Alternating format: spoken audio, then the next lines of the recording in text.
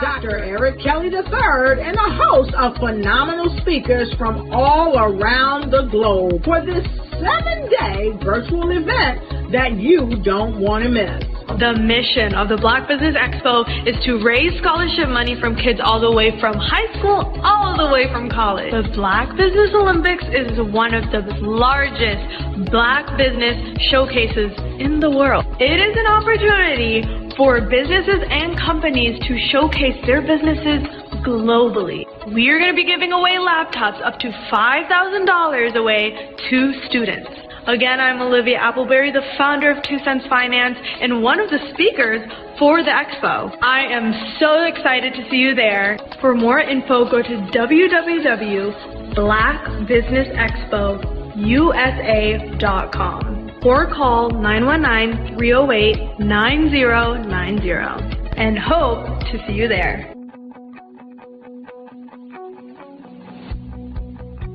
I am Black business. From the moment I wake until the time I sleep.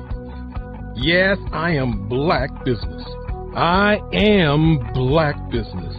Tell me, are you Black business? I am Black business. Do you support Black businesses? Listen, I support Black business because I am Black business. Black Business Expo, one of the largest business showcases in the history of Black business in the world. The world! Sign up today at www.blackbusinessexpousa.com or call 919-308-9090. I am Black business. I am Black business. From the moment I wake until the time I sleep, I am Black business. I am Black business. Are you Black business? I am Black business. Do you support Black businesses? I support Black business because I am Black business. Black Business Expo, one of the largest business showcases in the history of Black America in North Carolina. Join Dr. Eric Kelly III and a host of phenomenal speakers from all around the globe for this 7-day virtual event that you don't want to miss. The mission of the Black Business Expo is to raise scholarship money from kids all the way from high school all the way from college. The Black Business Olympics is one of the largest Black business showcases in the world. It is an opportunity for businesses and companies to showcase their businesses globally. We are going to be giving away laptops up to $5,000 away to students. Again, I'm Olivia Appleberry, the founder of 2 Cents Finance and one of the speakers for the expo. I am so excited to see you there. For more info, go to www.blackbusinessexpousa.com or call 919-308-9090 and hope to see you there. I am Black business. From the moment I wake until the time I sleep. Yes, I am Black business. I am Black business. Tell me, are you Black business? Black Business Expo, one of the largest business showcases in the history of Black business in the world.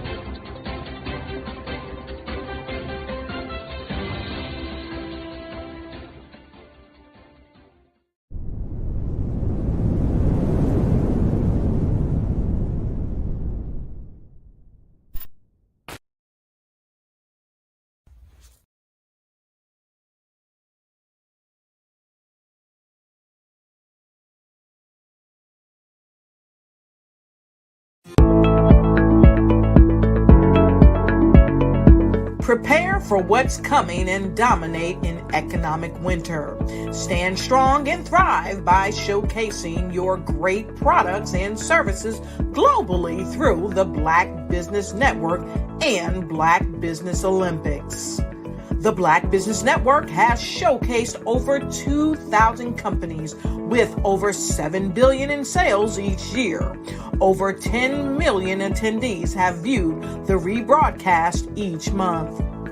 Through the Black Business Olympics, unique styles of business training and mentoring are turning students into business owners and entrepreneurial warriors who will dominate in any economy. Gain the ultimate advantage of the Black Business Olympics, 7 days of unbelievable topics and speakers speaking around the globe. Donate your time and experience to provide expertise and scholarships to students worldwide and change the world. Now, more than ever, new insights, tools, strategies, and capabilities are needed. This is your chance for a major presentation to the world. Fill out the form and join the more than 2,000 speakers who have presented to over 200 countries. Join the Black Business Network streaming live into the Metaverse, STEM City, Black Multiverse Enterprises, Hulu, Amazon, YouTube, iHeartRadio, Apple, Facebook, LinkedIn, Pod TV, IBM TV, Spotify, and Google Podcasts. Sign up today. Spaces are limited, and we will see you there.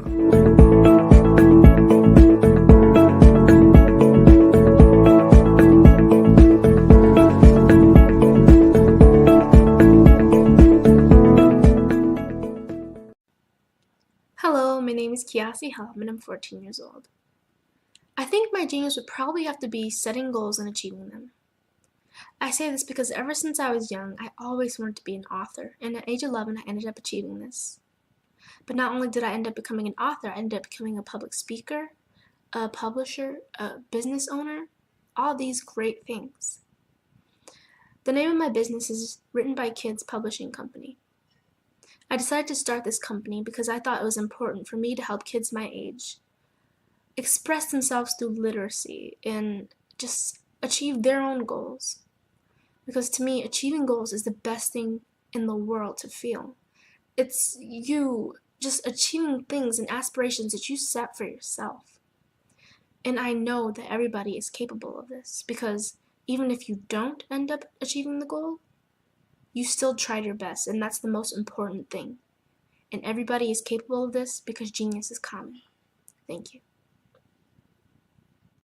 Follow the Brand TV broadcast host, Grant McGaugh, as he visits with top executives and entrepreneurs to find out their secrets of success with their personal brand. Follow the Brand TV broadcast host as he focuses on brand development to build better relationships, bring value to your business, relationships, and career. You will enjoy listening to each episode that is tailored to speak to you directly. If you're looking for this type of clarity in terms of building your brand, you have tuned into the right station. Each episode will help you to shape a conversation in the 5-star BDM network of 20,000 professionals and become a springboard for your corporate engagement and business opportunities. Each guest will frame their story in the areas of personal branding, business development, career development, financial empowerment, and technology innovation.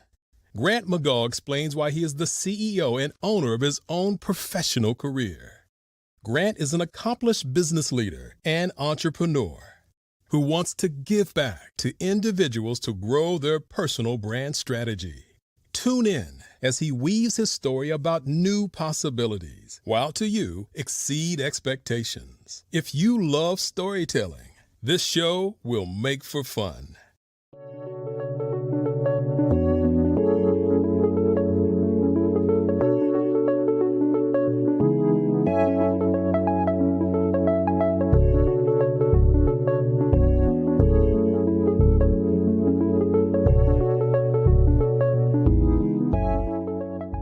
passion has been around helping communities of color and historically underrepresented and underserved communities, minority, rural, veterans, persons who are differently abled, in the intersection of education, innovation, technology, industry, and let's throw some entrepreneurship in there just for fun.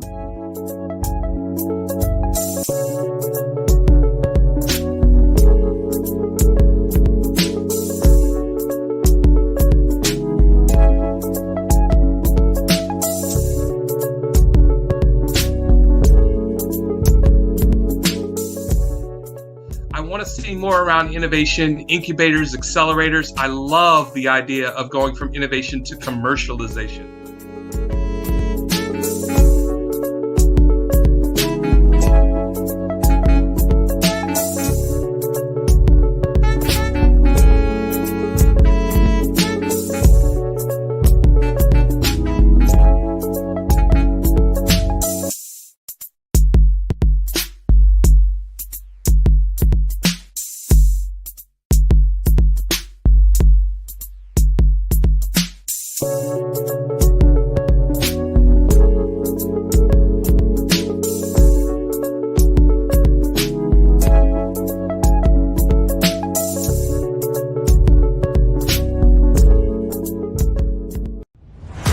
Social media is evolving. It's more vibrant, more colorful, more energetic, and so are you. It's not just photos anymore.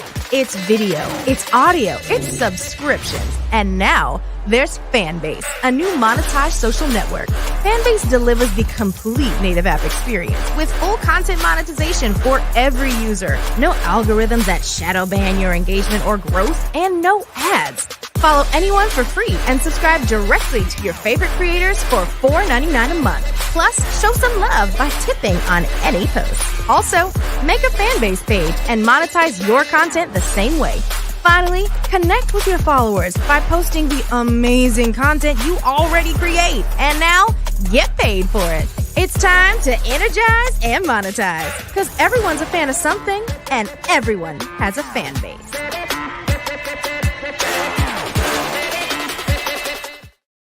Five-Star BDM, Brand Development Masters, is a professional consulting and advisory group keenly focused on business development services for the small to mid-sized business and entrepreneurs.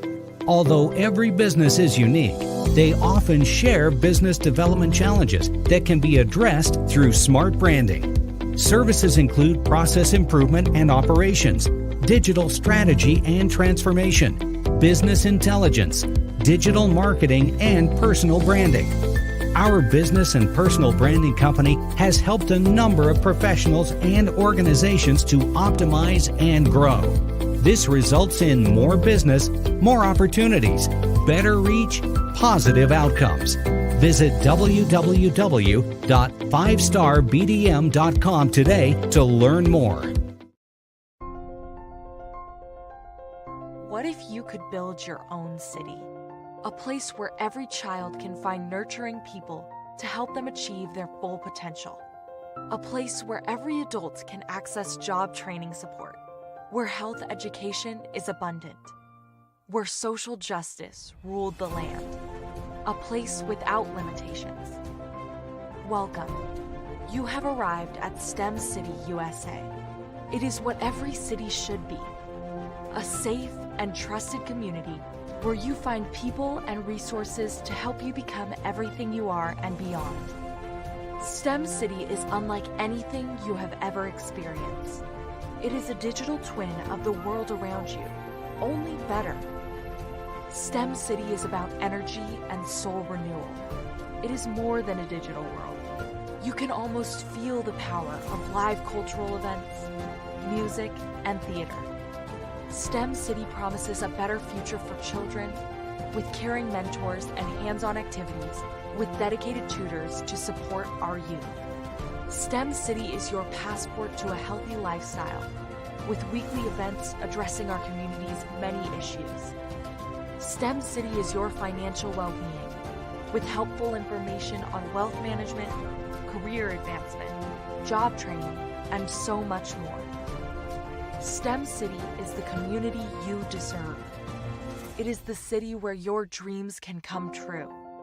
STEM City USA, a place in the sky that is accessible to all who reach for the stars.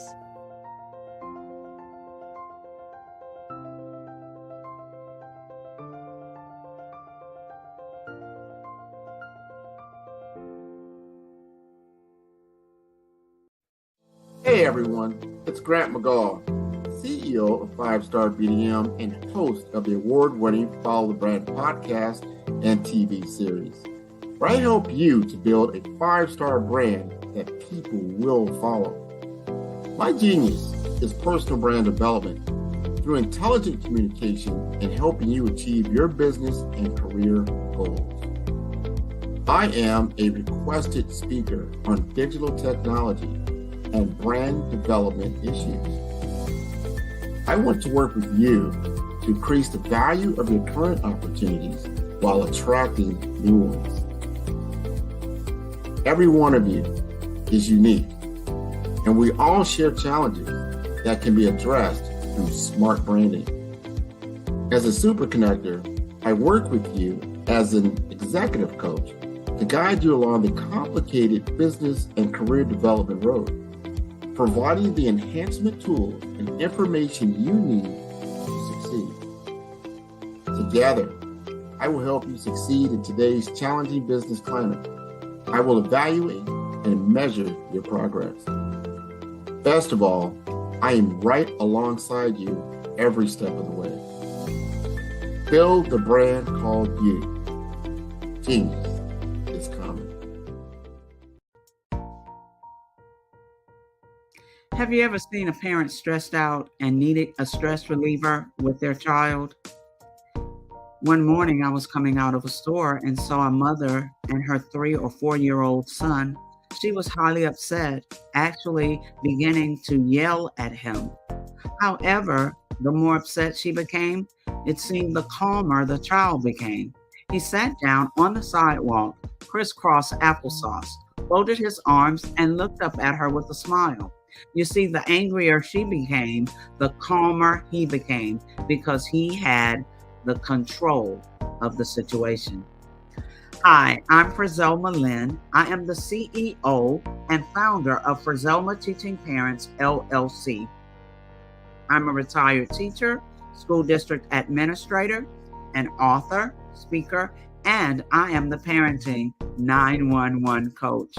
My mission is to rescue families by equipping parents with proven, effective, and practical strategies to enhance their parenting skills. Many times we as a society expect parents to teach, train, and raise their children without providing the necessary tools they need to accomplish this. However, parenting issues cannot be resolved without intervention. Therefore, Frizelma Teaching Parents has provided coaching programs, digital courses, and live webinar trainings to provide step-by-step research-based parenting strategies, even for parents whose children are disrespectful, defiant, for those who have been diagnosed with ADD and ADHD, and even for parents of adult children. No longer will you have the need to feel like you are a failure as a parent. You will now have the tools needed for each situation. Trust me on this one. Go to www.parenting911.org. Book a 15-minute strategy session with me or choose one of the coaching programs. Our training helps parents relieve stress.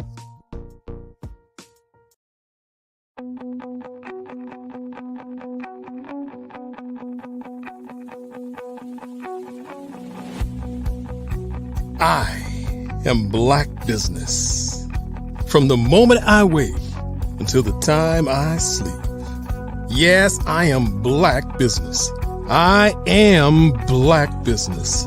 Tell me, are you Black business?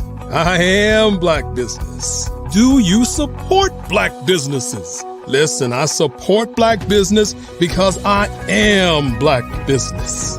Black Business Expo, one of the largest business showcases in the history of black business in the world. The world! Sign up today at www.blackbusinessexpousa.com or call 919-308-9090. I am black business.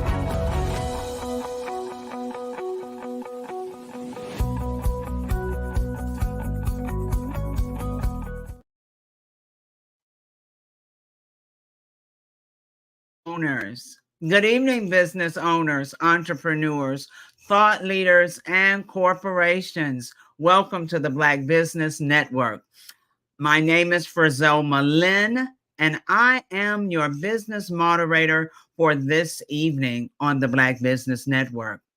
The Black Business Network is a 24-hour business network showcasing Black businesses, business owners, entrepreneurs, and thought leaders worldwide. We have speakers from North Carolina, London, Singapore, Africa, Japan, and cities all over the United States.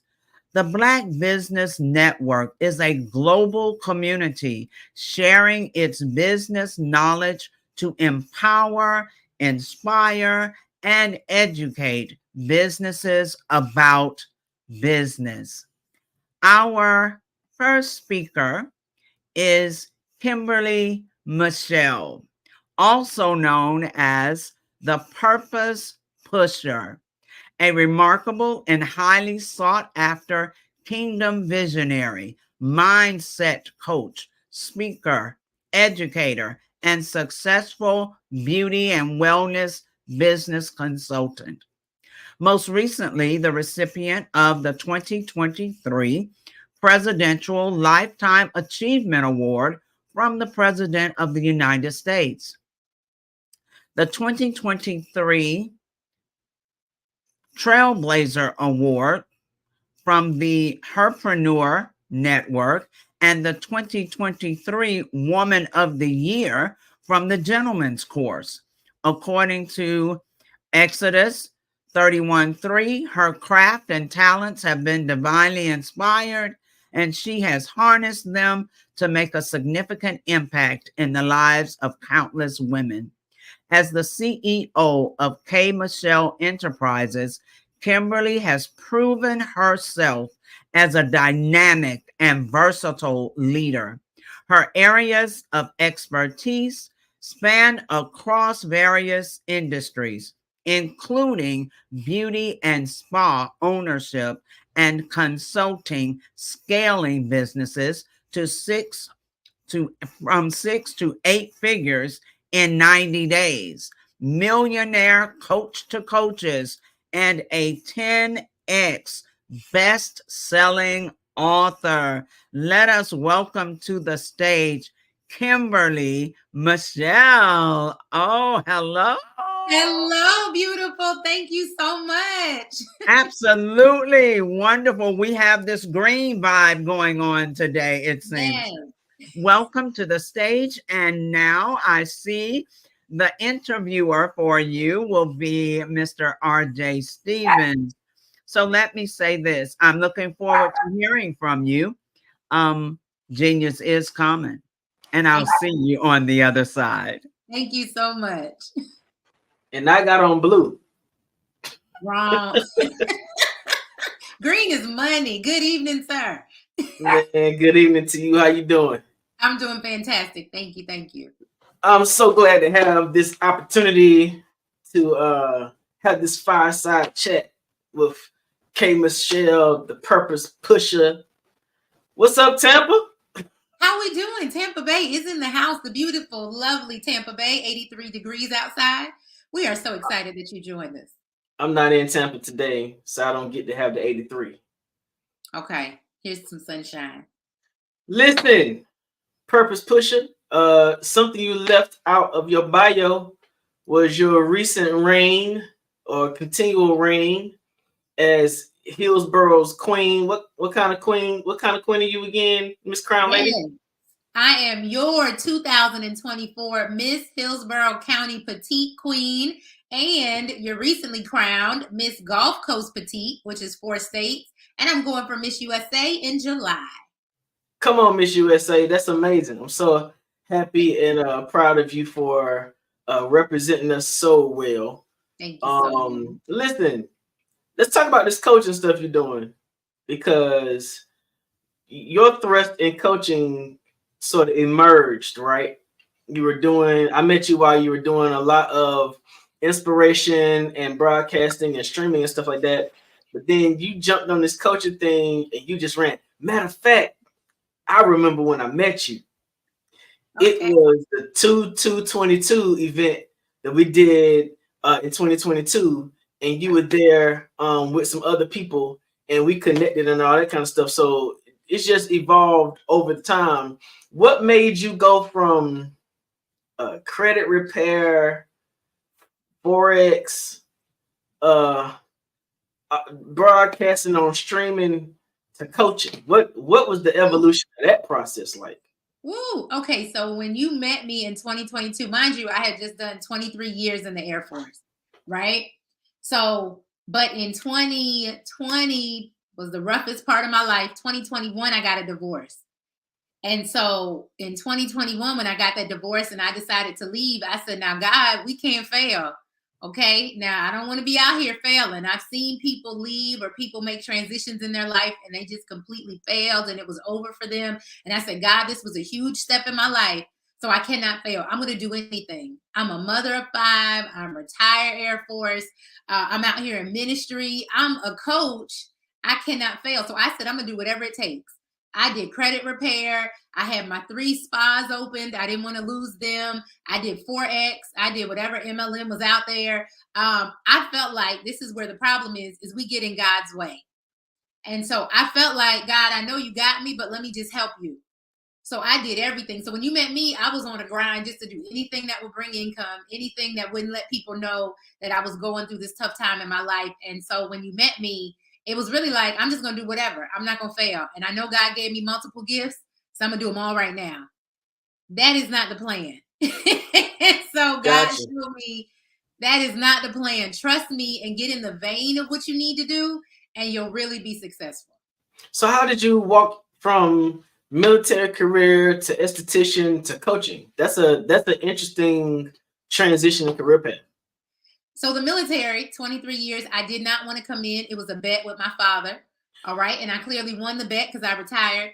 But he told me I was too prissy. I was too girly. You know, I'm his princess. I'm not going to make it in the military. So what you still cannot do in my life is give me a challenge because I'm going for it.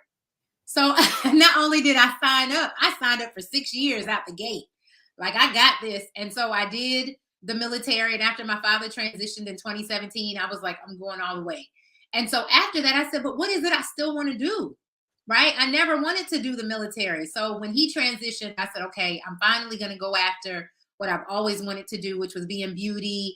I didn't know I was going to own a spa, but I was just like, God, I love seeing people, you know, that have confidence and that are excited about who they are. And so when I became an esthetician and I saw that I could help people with their skin, because the one thing that we have, the biggest organ in our body, the largest, is skin. You only get one.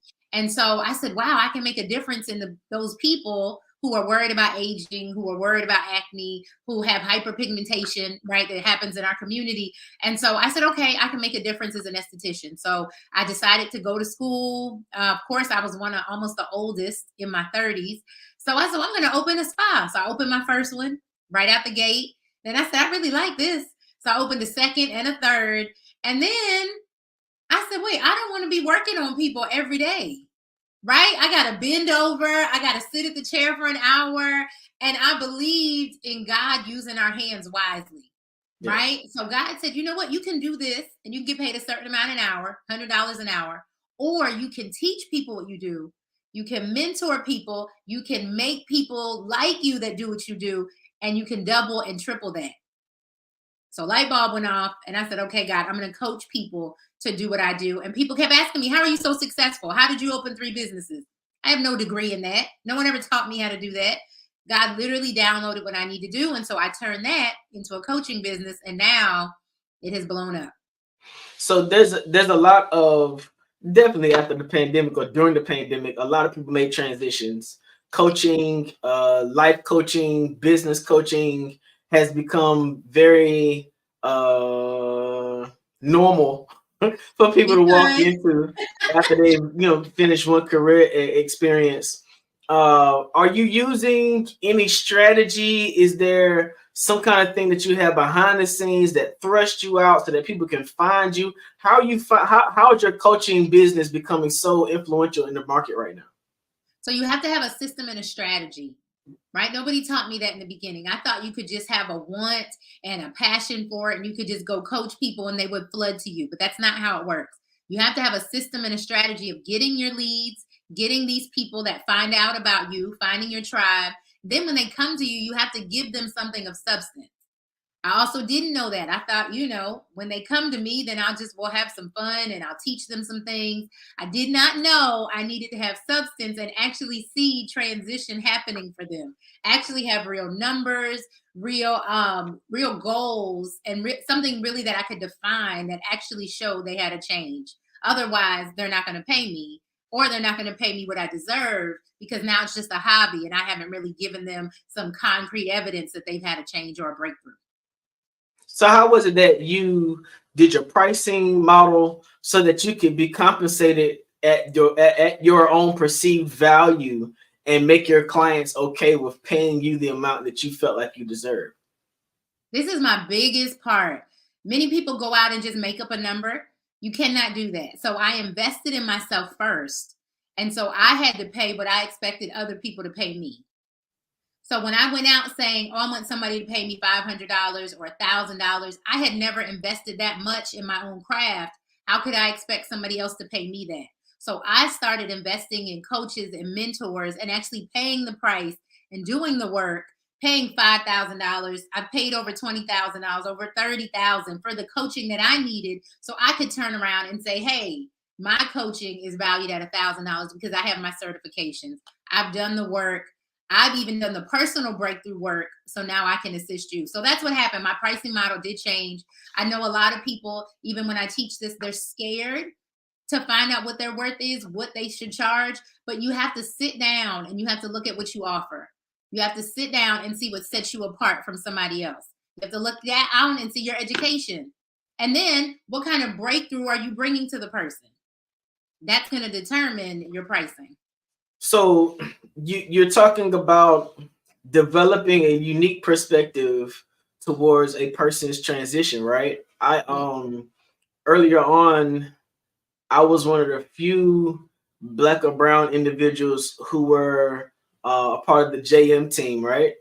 And so with that, it taught you a particular strategy and sort of made you sort of cookie cutter towards your delivery of people, towards your mechanism and your strategy. But what it sounds like you've done has been able to become authentically and uniquely you while you're developing your core strategy. How did you determine what it was that you wanted to focus on from an individual perspective that could assist someone in moving forward in their career? So the biggest thing I had to do was the research, right? What are the pain points that people are having? So what I noticed, even why people call me the purpose pusher, is because I talk to so many women. They all have issues. Men all have different issues, but nobody knew their purpose. And so you could be successful. I've met millionaires that I still coach now who are great in business, but don't know their purpose for life. Don't know why they're here. Don't know why they wake up every day. And so you can be successful in business and make money, but if you don't know your purpose, it's not sustainable. So I started saying, well, now who is teaching people what their purpose is? How do they discover it? And then here's the second part where I really took off is then how do you walk in it? Because people are so quick to identify what you're missing. They're so quick to identify what you're doing wrong. But now that I've identified my purpose, how do I walk in it and how do I become profitable? So that's where I started seeing the breakthrough, is when even with my clients that I helped discover their purpose, they were still stuck. Okay, so my purpose is I'm here to change the world, but now how do I do that? And what does that look like? And then how do I make money from that? So that's when I started seeing more success in my business, is when I not only taught the people what, but I also taught them how. And my newest thing is I taught them how to do it in 90 days or less. That's so we've taught like business sessions and classes together. Yes. And I noticed that we both had a unique approach. It worked because we were not sort of trying to drive people down the same road. Right. And we were being authentic to who we are. But I did notice that your approach was a whole lot more personable to the person. Find out what it is you want to do. Why does that speak to your heart? Have you found that you're getting better results as you're transitioning people that way than what you would normally see in a normal business coaching process? Yes, because just like you said, nobody's cookie cutter and nobody's experience is the same. So even for your purpose, I still have to identify what sets you apart specifically from somebody else. Because like you said, there's so many coaches out here now. There's so many people that want to have, a life coaching business or mindset coaching or transformational coaching. But what sets you apart? So the first thing I do with my clients is a discovery call. We are going to discover what makes you different. What is your niche? What I love is like when I get people in the medical field, right? Because you were a nurse. So you physically help somebody. You physically help heal them. But now as a coach, you can help heal their mind. You're just, you're a double, what's the word? You're double threat. You can really help somebody more than in just one area, because now you can apply your medical principles. I had a young lady. She's my favorite one so far. She went to jail, right, for doing money laundering. She did some bad things with money. So she tells her own story. She went to jail for that. When she got out of jail, she said, I'm going to do it the right way and I'm going to make money the right way. She started doing that, started a coaching business. But then she got in front of some Caucasian people, and because of her past, she said she didn't know how to reach them. I said, don't be afraid of your past, address your past. So now she took her past of being in prison, being behind bars, and used that to deal with the mindset of those people that were wealthy. So she taught them, you might be wealthy, but you're still in a prison of your mind. What would it feel like for you to come outside of that? What would it feel like for you to be free? And she said that blew her to her $1 million range, because she started not being ashamed of her past, but using her past to catapult her. So find out what your niche is and work in your niche. Wow, that's amazing. So find out what your niche is and work in your niche. Yes. But how you learn to find out what your niche is when you were in a military environment where they sort of make everybody wear the same thing, eat the same thing, go the same way? What was it about the military experience that you brought over to the coaching experience that made you more effective? What I love about the military is that they're doing it intentionally, right? So everything we do has to be intentional. So they intentionally make you all the same, break you down, so you'll be at the same starting point, because everyone comes from different backgrounds, different mindsets. So the military breaks you down to build you back up, and then you can express yourself. Many of us just want to express ourselves, but no, you need to be broken down. You need to conform to something first, get your foundation, and then you can grow and expand from there. But let's build the house first. Let's get the foundation before you're trying to tell me about the inside and the crown molding and the different floors. We just need the foundation first. Do we have a house? Because you're too worried about what's going inside. So the first thing you have to do, even with your business or be successful in business, is what is your foundation? Who are you marketing to? What are you trying to sell? What is the reason for you doing what you're doing? You're doing because business is not easy and it's not always fun. So if you know your purpose for doing it, it changes the way you do business. That's awesome. If you know your purpose, it changes the way you do business. Now, what if I am knee deep in business, invested in, like locked and loaded, but I realize one day that I don't have passion for this anymore? What do you suggest for people who are looking for a moment to transition? First of all, passion will not get you anywhere. I love having these conversations with you, RJ, because passion is what our problem is anyway. We are chasing passion. Stop worrying about what makes you feel good and what makes you smile. No, it's what do you purpose to do? Right? I'm sure there's a lot of things in life that you could be successful at, but that is not your purpose. So if you are knee deep in something that you just have a passion for, you need to stop and refocus and probably redirect yourself. First of all, there's nothing wrong with redirection before it's too late. Okay. Many businesses fail because they're afraid to redirect. They're afraid to refocus. They're afraid to admit they got it wrong. You can look at companies like Amazon, right? Just started off doing books, but what is he doing now? Where have they refocused now? Where have they repositioned to, right? Walmart. People say, oh, Walmart was doing great. But then Walmart said, we got to jump on the digital train. We got to jump on having shoppers. I was in Walmart the other day. They have a new lane just for like these Instacart people. Because they said the Instacart people are having to wait in line, which makes their time too long. And now people aren't tipping them. So Walmart came up with a special lane just for online shoppers. So they're keeping up with the trend. Sometimes you just have to refocus and redirect. Don't just go out of business because you're knee deep in a passion that doesn't work anymore. So you're talking about focusing and redirecting, and now you redirecting to pushing your passion as the petite princess. Not a passion. What's going away the P word?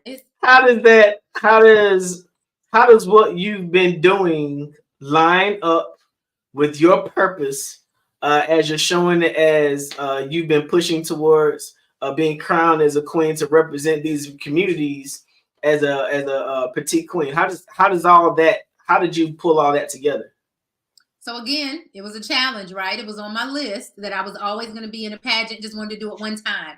But when they told me that I could represent my platform, when they told me I could travel around the world telling people about my platform, it changed my life. So my platform is called Die Empty, which literally means living a life without regret. So if I'm saying that I want to die empty, I want to live a life without regret, that means at 43 years old with 5 kids and divorce, I'm going to get up here and do a pageant with these young kids.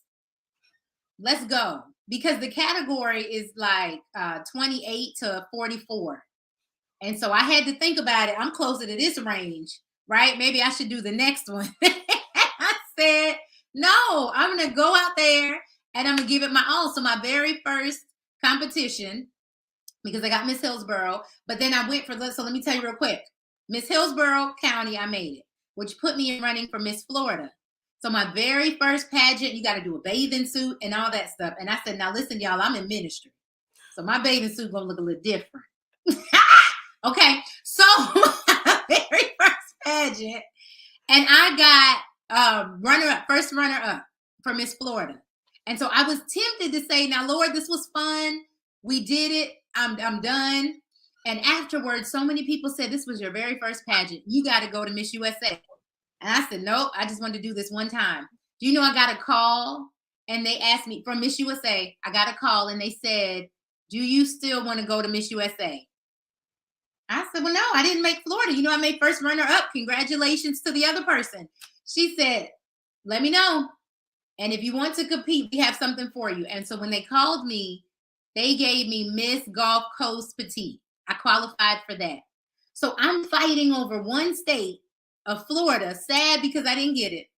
When they called me back to say, you got 4 states that you made it over, which is 2% of all the people that ever applied.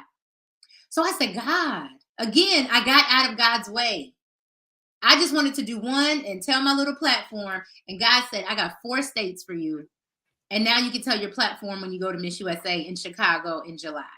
I'm super proud of you for even venturing into another avenue, another field to embrace the challenge. And I look forward to what's going to happen with you next. Tell the people how they can find you.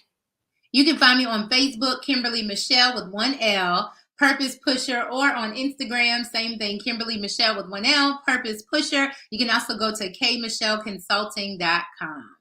Well, welcome to the Black Business Network. I think you've done amazing up here, and we look forward to seeing you at another time. Miss Fazelma, where you at? Here I am. Oh, that was so amazing. Thank and you. I honestly, I just love the genuineness. You know, you just kind of enjoyed yourself. And then you gave us all of this information. So we appreciate it so very much.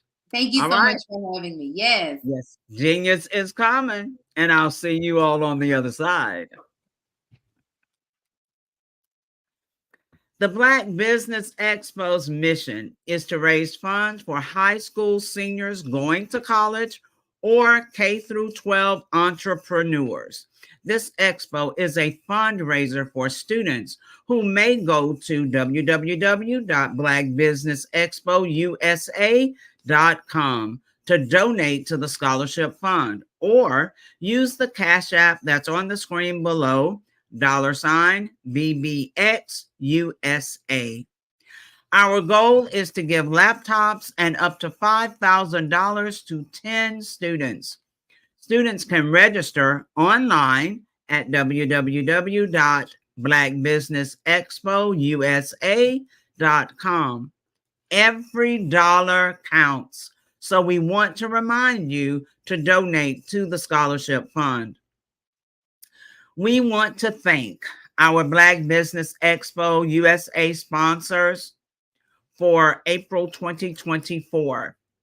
NC100, Moody Capital Partners, Suede Soul, 5-Star BDM Media, Lotus Richey Coaching and Training, Carolina, Virginia, Minority Supplier Development Council, Step Management, Hello LLC, BHS and Associates, Margie McLean Foundation Incorporated, Genius is Common, Earth Essentials, Mullane Shawnee Global, Executive Women's Success Institute, The Quality Coaching Company, Superwoman Business Services, Creative Force Studios, Lee Entertainment, Artistic App Design, Black Business Expo USA.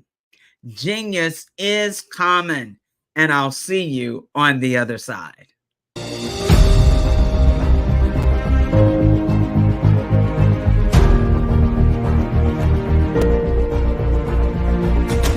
Hello, ladies and gentlemen. Allow me to introduce myself. My name is Tara Bush, and I am the co-founder and COO of the Hello LLC, where our mantra is helping everyone live life optimally. And more importantly, helping entrepreneurs leverage leading-edge optimizations. We help businesses build, brand, automate, and pivot into the future. With over 22 years of corporate C-level experience, I carry a wealth of knowledge and expertise in my professional portfolio. My professional journey has encompassed various facets of business, executive leadership, project management, marketing, systems, space planning, and strategy implementation. I have had the pleasure of partnering with and managing multi-million-dollar projects for the top Fortune 500 companies, prestigious universities, and well-known sports teams around the world, like ExxonMobil, Apple, Samsung, Citgo, HP, Ziegler Cooper, the Houston Astros, the Dallas Cowboys, Bank of America, and Vanderbilt University. What fuels my drive is a passion for innovation and creativity that knows no bounds. I thrive on pushing the boundaries and thinking outside the box to bring fresh, ingenious ideas to the forefront. I turn visions into reality. As a leader, I am a steadfast advocate for integrity and creativity. I am driven by a profound desire to help individuals and businesses create their own return on time investment while leveraging technology. At the Hello LLC, we are more than just a 3D digital marketing agency. We are a community committed to helping, building, and thriving together with integrity. We can either show you, teach you, or do it for you. We believe in the power of innovation to transform the status quo. My fellow professional powerhouses, in the spirit of abundance, I firmly believe that there is enough prosperity in this world for all of us to thrive together. So, I invite you to make the pivot because the future is already here.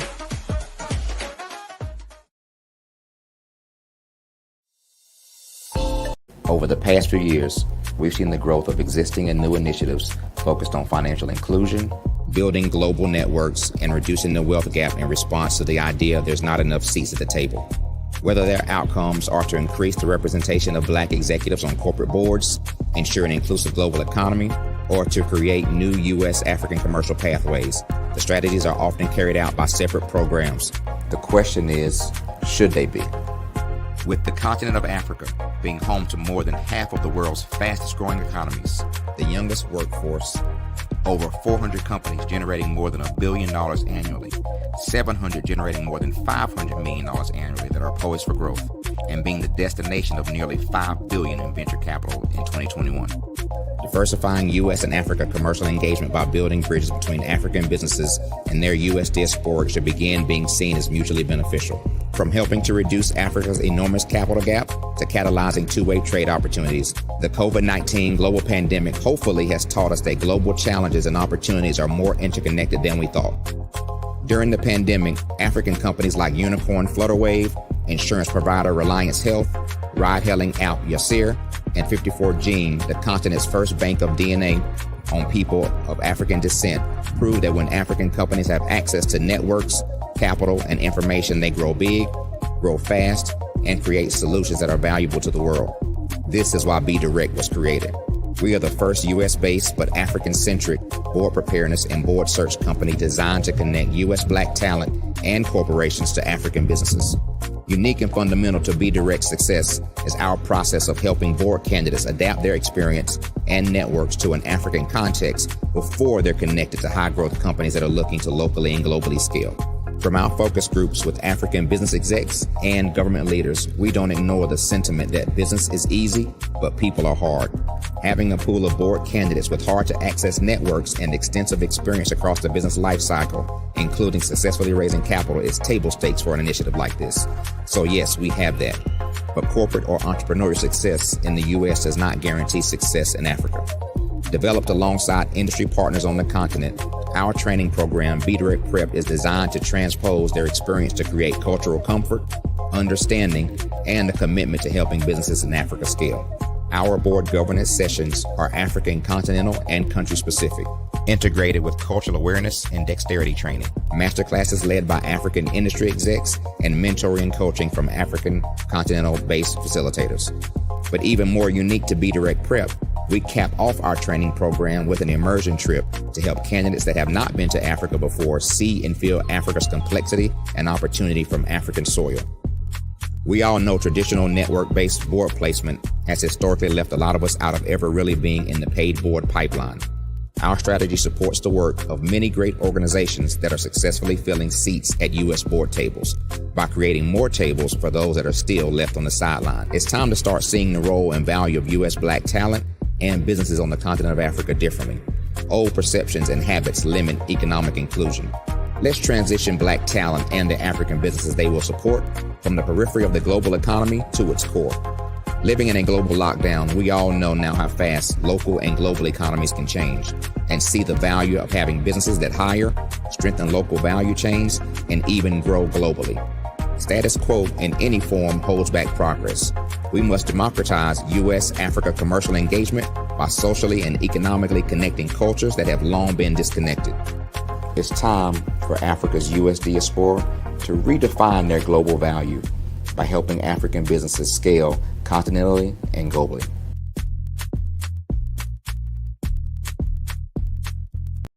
Follow the Brand TV broadcast host, Grant McGaugh, as he visits with top executives and entrepreneurs to find out their secrets of success with their personal brand. Follow the Brand TV broadcast host as he focuses on brand development to build better relationships, bring value to your business, relationships, and career. You will enjoy listening to each episode that is tailored to speak to you directly. If you're looking for this type of clarity in terms of building your brand, you have tuned into the right station. Each episode will help you to shape a conversation in the 5-star BDM network of 20,000 professionals and become a springboard for your corporate engagement and business opportunities. Each guest will frame their story in the areas of personal branding, business development, career development, financial empowerment, and technology innovation.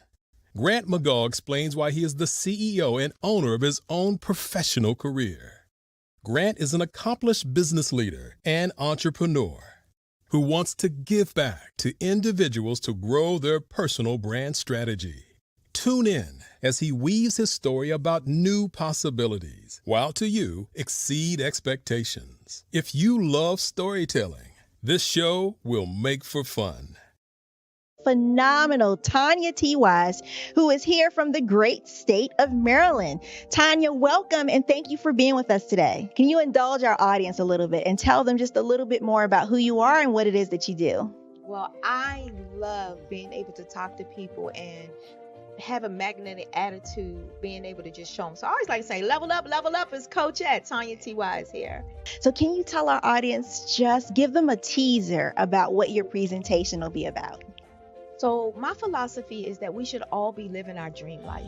So tomorrow I'm going to talk about how you start living your dream life. What are some of the things that you thought about in your childhood that you just kind of let go and dormant? Wow. And I want to reignite that and just give you some pointers and some tips, some tools, some strategies to be able to start living your best life now. And guess what, Aquanda? And leave an inheritance for your legacy. Oh my goodness. Okay, I know that's resonating with a lot of people. I've heard that you have a dynamic coaching program. Can you tell us a little bit more about that? Absolutely. So our coaching program help people that have the lack of time, that lack strategies, and lack the confidence to go after their dream life. So we help them implement tools, we help them implement strategies, as well as give them resources so that they can live their best life now and leave that inheritance. Wow. Oh, I love that. I love the leave the inheritance part. Listen, you are dropping some major nuggets, and I know a lot of what you're saying is resonating with a lot of people, but I think we're all curious. How did you even make this transition into the speaking and coaching arena? What's the story behind this? So I started out in finance, and I realized that a lot of people don't necessarily go after their dream life because of the lack of finances or the education behind finances. But it wasn't until I lost my firstborn, my only son, that life changed for me. And where I was going after it all, living the corporate life, hit my 6-figure income and living in my dream house with my dream man, driving my dream car. I nearly lost it all when I lost my son. And so I realized it only takes one financial catastrophe that can change your entire life. That's what made me start All New Beginnings. Because no matter what's going on in life, there's a new beginning. And because of that, we develop a program called Wise Minded. My little slogan is, don't just dream it, let's live it. If they want to connect with you or work with you, what is the best ways for them to be able to do that? Well, for my social media guru, you can connect with me on every single social media platform as Tanya T. Wise.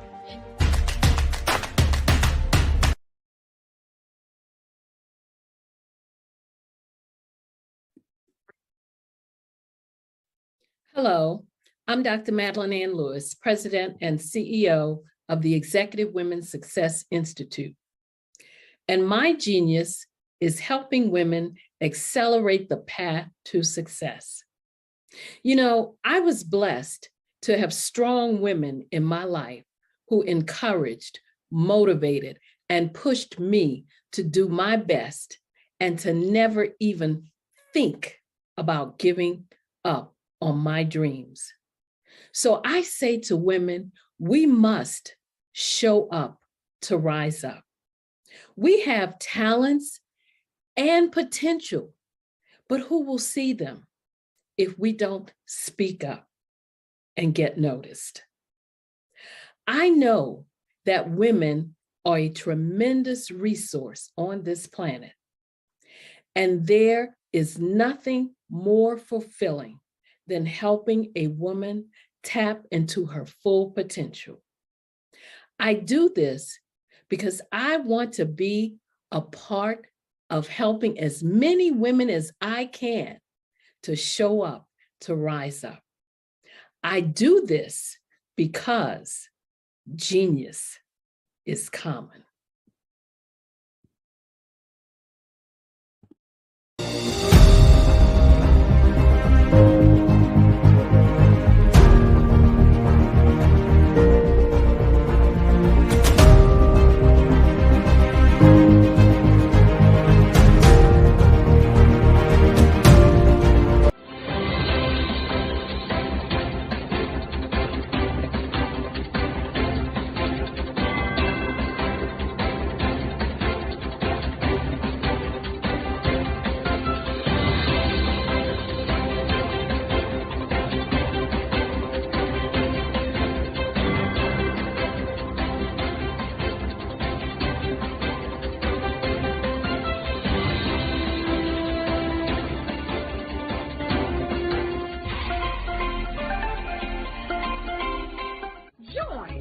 Dr. Eric Kelly III and a host of phenomenal speakers from all around the globe for this 7-day virtual event that you don't want to miss.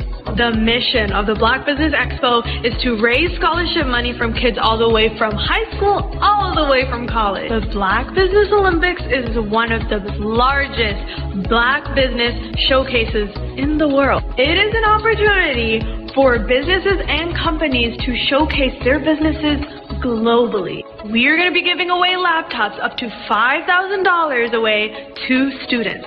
Again, I'm Olivia Appleberry, the founder of 2 Cents Finance and one of the speakers for the expo. I am so excited to see you there. For more info, go to www.blackbusinessexpousa.com or call 919-308-9090 and hope to see you there. I am Black business. From the moment I wake until the time I sleep. Yes, I am Black business. I am Black business. Tell me, are you Black business? I am Black business. Do you support Black businesses? Listen, I support Black business because I am Black business. Black Business Expo, one of the largest business showcases in the history of Black business in the world. The world! Sign up today at www.blackbusinessexpousa.com or call 919-308-9090. I am Black business. I am Black business. From the moment I wake until the time I sleep, I am Black business. I am Black business. Are you Black business? I am Black business. Do you support Black businesses? I support Black business because I am Black business. Black Business Expo, one of the largest business showcases in the history of Black America in North Carolina. Join Dr. Eric Kelly III and a host of phenomenal speakers from all around the globe for this 7-day virtual event that you don't want to miss. The mission of the Black Business Expo is to raise scholarship money from kids all the way from high school, all the way from college. The Black Business Olympics is one of the largest Black business showcases in the world. It is an opportunity for businesses and companies to showcase their businesses globally. We are going to be giving away laptops up to $5,000 away to students. Again, I'm Olivia Appleberry, the founder of 2 Cents Finance and one of the speakers for the expo. I am so excited to see you there. For more info, go to www.blackbusinessexpousa.com or call 919-308-9090 and hope to see you there.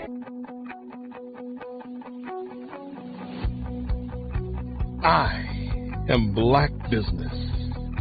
From the moment I wake until the time I sleep.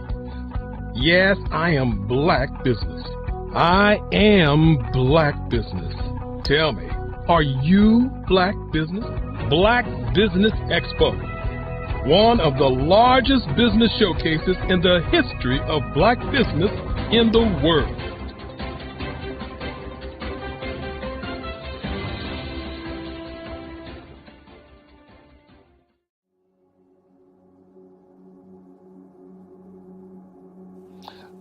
I was born and raised in southeastern West Virginia, the coal fields. My father was an AME minister. For me, I was very fortunate. Even though I grew up in the segregated South, I was surrounded by flourishing Black businesses. Doctors, lawyers, bankers, dentists. They were all there and they were all successful. And I guess that's part of my dream, is to see that success come back. My name is Joseph Simmons, and I am the founder of the Center for Micro-Entrepreneurial Training. We have this moment in time where we can change the trajectory of people. And our focus is on women, Black and brown entrepreneurs, and their access to capital, their ability to build thriving businesses, the ability to employ people. There's a study that showed that in those three communities, especially Black and brown communities, $1 stays in those communities for 30 minutes. In white community, $1 stays in their communities for 8 hours. So think about it. For you in a Black or brown community to get gas, to get food, to go to a restaurant, you've got to leave your community, take those dollars out of that community and take it to another community that's already being well served. So if we can reverse that, if we can go from 30 minutes to an hour to 2 hours, that's progress. That's what we need to do. I was with SCORE, and then in May of 2020, of course, the events happened in regards to the murder of George Floyd. The other thing that I was experiencing was the denials of federal funds for small businesses. And it revolved around one thing. These businesses were not being prepared for grants and for government programs. And I came up with the idea for the Center for Micro-Entrepreneurial based off those two things. Morgan Stanley had a report out in 2020, first quarter, and it talked about there were 3 groups that were massively devastated by COVID-19 on their business. That was 1, women, number 2, Black, and number 3, brown entrepreneurs. The research showed that they had less cash on hand, they had less opportunity to go into a bank and get money, and they were very dependent on family and friends to keep their business up and running. If we can focus on those 3 groups, then we can have a dramatic impact on our communities. Really, the focus is on 3 areas. And those 3 areas are 1, the people, number 2, the courses, and number 3, a support network. Here at CMAT, we will provide you with the fundamentals for generational success. And you will be creating a vibrant community by attending our 5-day immersive training course.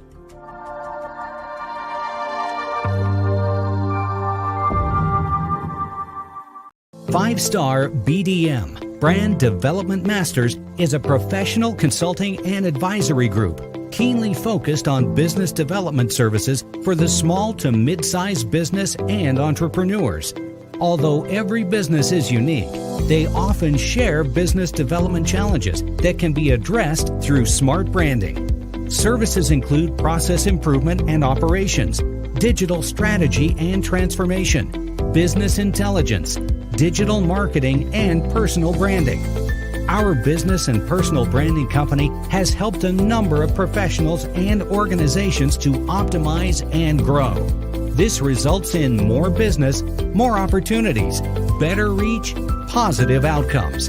Visit www.fivestarbdm.com today to learn more.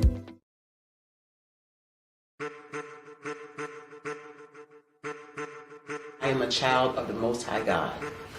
He has gifted me in ways that I could not even imagine and didn't know.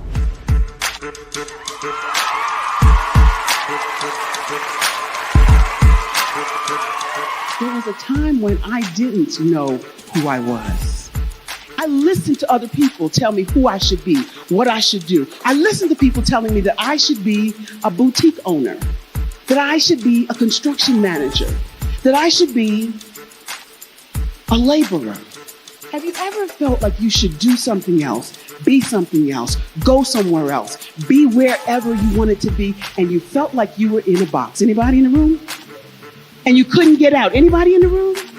And you kept trying to go and go and you couldn't get out? Anybody in the room? But let me tell you, you need to rock the box. Rock the box.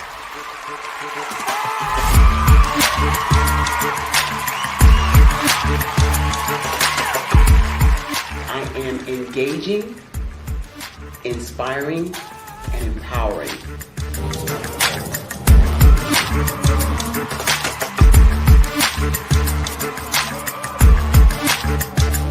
I would give you everything I know. Just by touching you, if I could, by osmosis, give you every single thing I've learned, I've gone through, I know I would.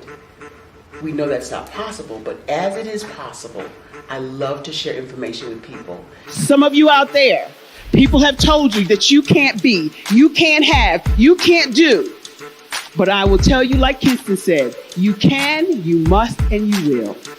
If it's to be, it's going to be me. You got to say it. If it's to be, it's going to be. If it's to be, it's going to be. If it's to be, it's going to be.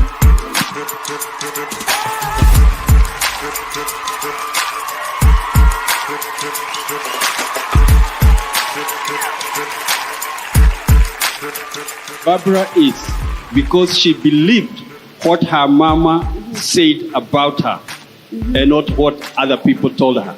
Every day you wake up, when you're in a situation, it's your choice whether it's an advantage or the disadvantage. She gained her confidence and her life, and now she is a testimony. If I can help you elevate yourself, then I feel like I'm elevating my own self as well. What you know and I know together can change the world.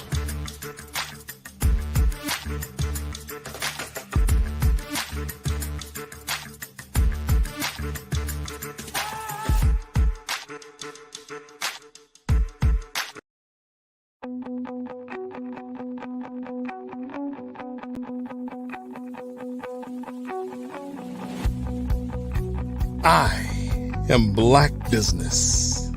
From the moment I wake until the time I sleep. Yes, I am Black business. I am Black business. Tell me, are you Black business? I am Black business. Do you support Black businesses? Listen, I support Black business because I am Black business. Black Business Expo, one of the largest business showcases in the history of Black business in the world. The world! Sign up today at www.blackbusinessexpousa.com or call 919-308-9090. I am Black business.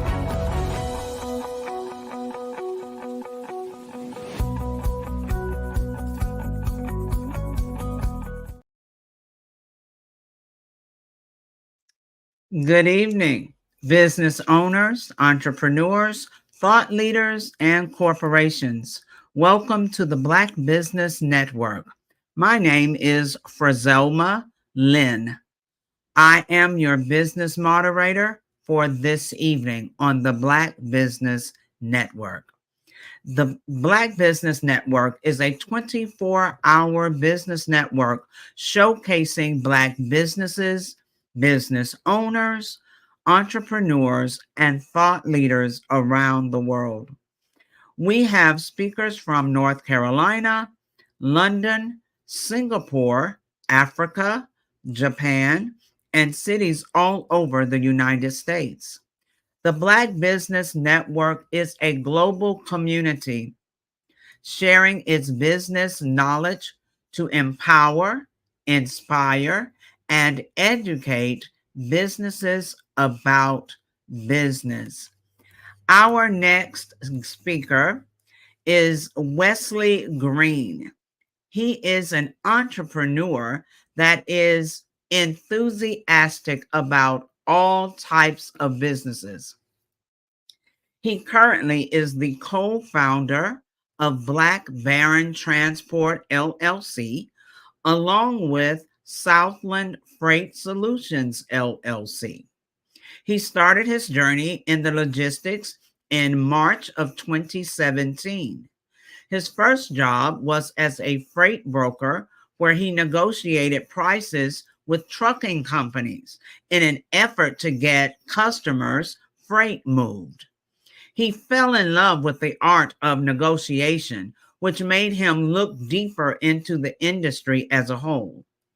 After taking a deeper look, Wesley adopted a creative, problem-solving approach to serving customers, which helped him create a lane that is unaddressed.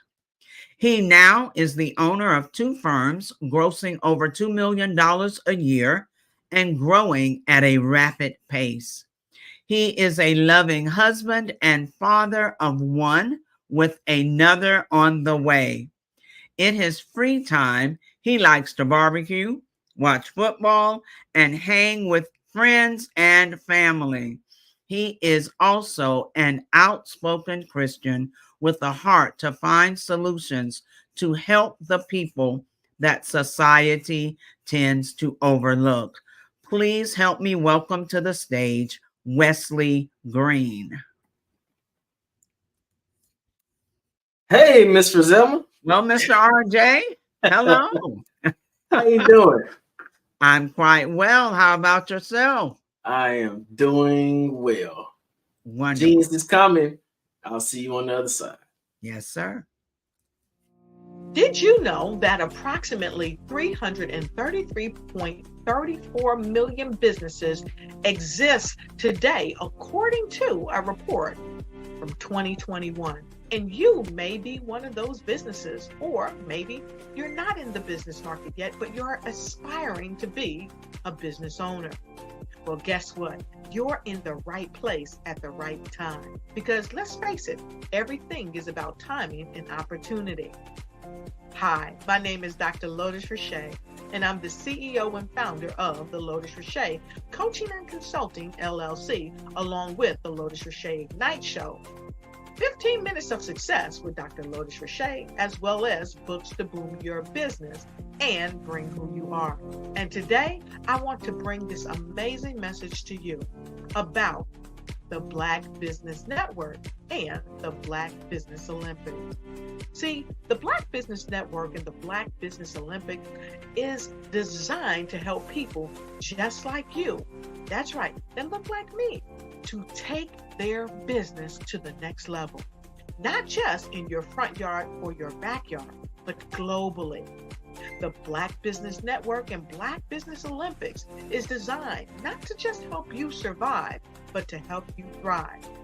So join us today as we come together with businesses all around the world to support our students, our children, our young teens, our young entrepreneurs. What we do is we come together to help raise funds for students who are aspiring to be business entrepreneurs, who are aspiring and who are thriving in college. We endow them with a wonderful opportunity to gain scholarship of either a laptop or several thousands of dollars. And we invite you to help be a contributor to this amazing opportunity to help someone that looks just like you. So join us today at our website and let us connect with you and help you ignite and take flight in every area of your life on the Black Business Network and the Black Business Olympics. I'll see you on the other side.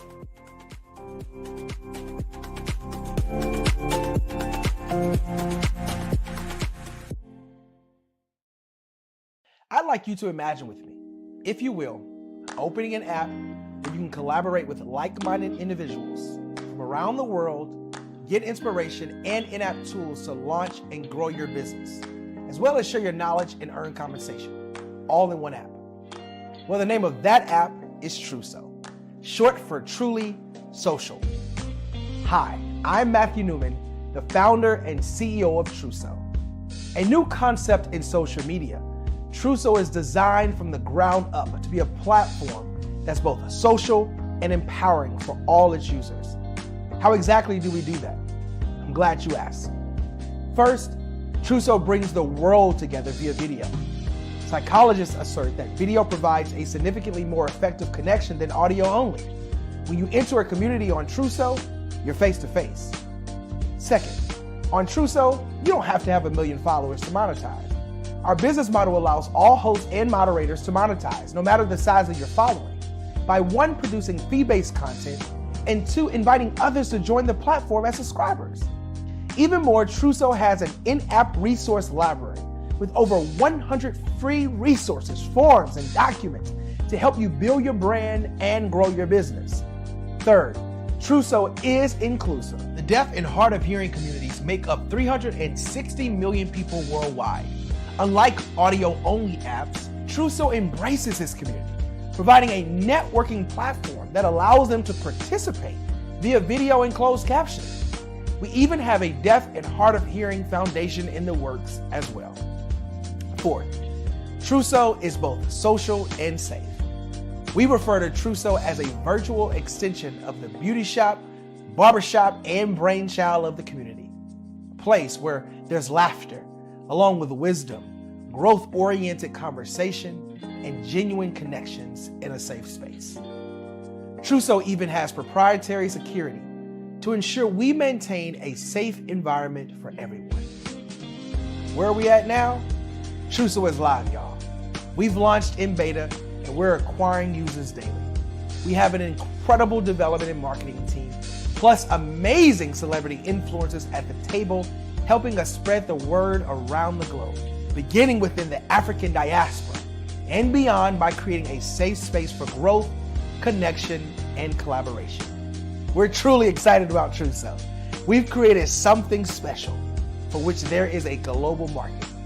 And we invite you to embark on this journey with us as a shareholder. The future for Truso is truly bright. Join us and let's go there together.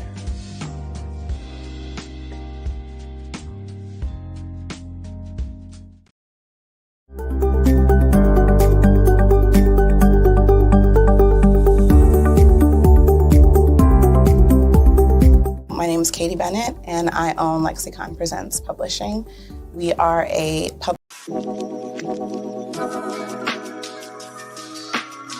The African company and the African CEO is making a conscious decision to bring on someone external to the continent versus bringing on someone who is from Ghana or Kenya or South Africa.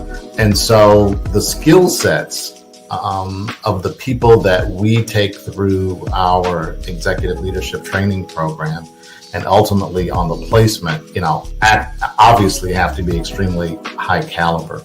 So what we look for are corporate executives at the vice president to C-suite level, as well as Black entrepreneurs. When we look at the Black corporate executives, we're looking for some very specific skill sets, whether that be around supply chain, sales and marketing, engineering, product development. We want our folks to be able to add immediate value to the corporate board, right? And the other thing is, even if they don't necessarily have specific industry experience, they're bringing a diversity of thought.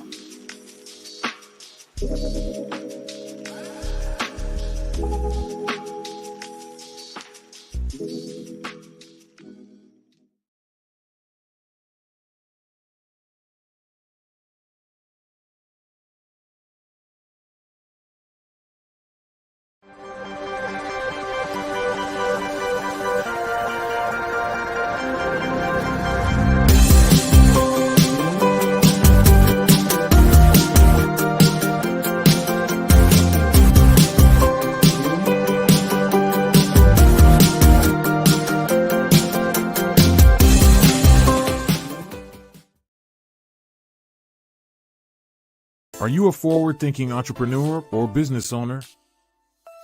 The world is changing faster than ever, and it's time to pivot and adapt to the future. Hello LLC is here to help you do just that. Hello stands for helping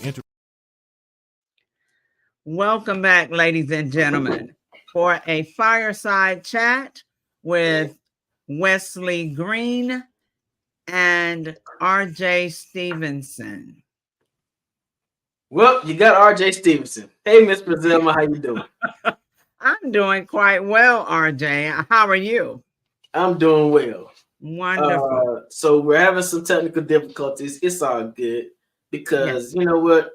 I want to know more about Miss Brazilma Lynn. Well. And I am more than happy to let you know.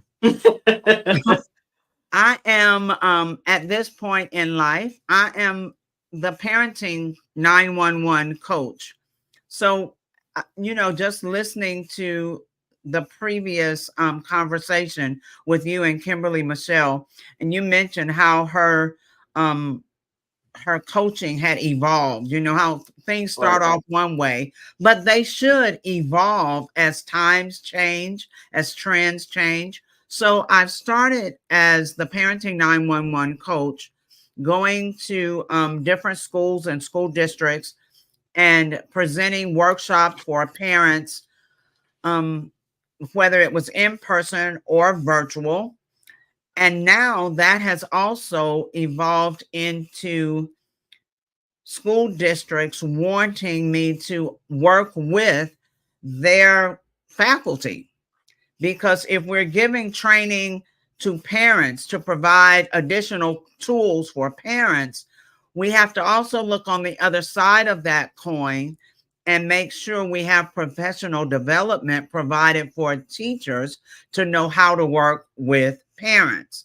So right now, that's where I am, and moving into, still evolving, moving into the Parenting 911 University, where we will coach people, train them. We will train coaches to become Parenting 911 coaches and do what I do. So, of course, they will have to have credentials, because they will not only work with parents, they will also work with teachers. We need to bring the entire community back together, not isolating parents who really are the number one stakeholders for their child's education. Ms. Roselma, now, I'm in ministry and coaching, and people are interested. What in the world made you decide to make parents, of all people, your desired clientele for coaching? So just that in itself, now it's honestly a ministry for me as well, but just that in itself, we are in a point in our society where we're leaving parents out. We know that parents are struggling. We see parents struggling. We see children struggling. We see families falling apart. Yet it's as if we want to sweep that part under the rug and just keep moving forward. So a few months ago, I was in Orlando for a conference. Walking through the conference center, they had the words fabric just hanging down the walls, and beautiful different patterns, fabric patterns all around. And I was thinking, what in the world is going on with the fabrics? And I was seeing it so much. I'm thinking, what am I supposed to do with that word? But there used to be a commercial about cotton being the fabric of our lives.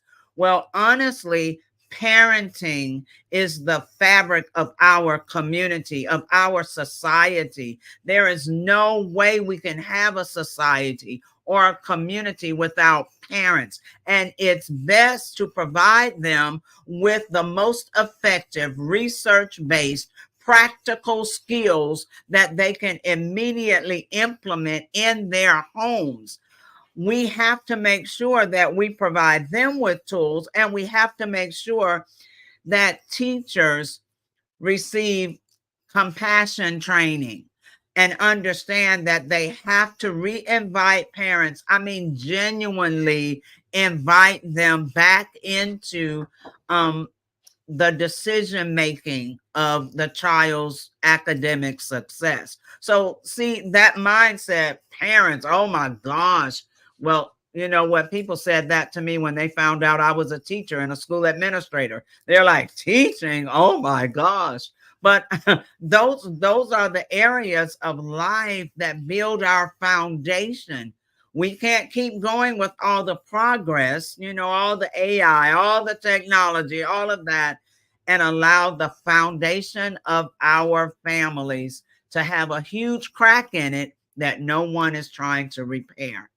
So I imagine that since you're the parenting coach, 911 coach, that you've been around here a couple of times at least. You are you a parent yourself? Oh my gosh. We have 6 adult children and 9 grandchildren. So yes, I've been around children all my life, it seems. And you know, when we talk about purpose, our purpose is in us when we're born. Parents need to study their children. They'll see the purpose in them because the children will automatically just kind of migrate to whatever that is. For me, I loved to play school when I was a child.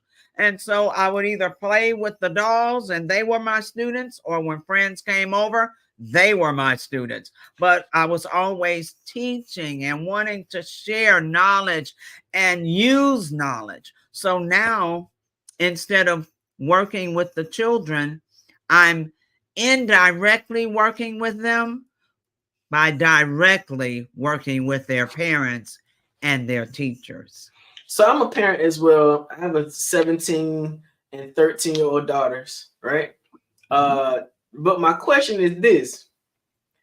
As a coach, how do you suggest that parents make certain that they're pushing their children towards uniqueness and authenticity? Because, you know, a lot of times parents tend to try to live their lives vicariously through their kids.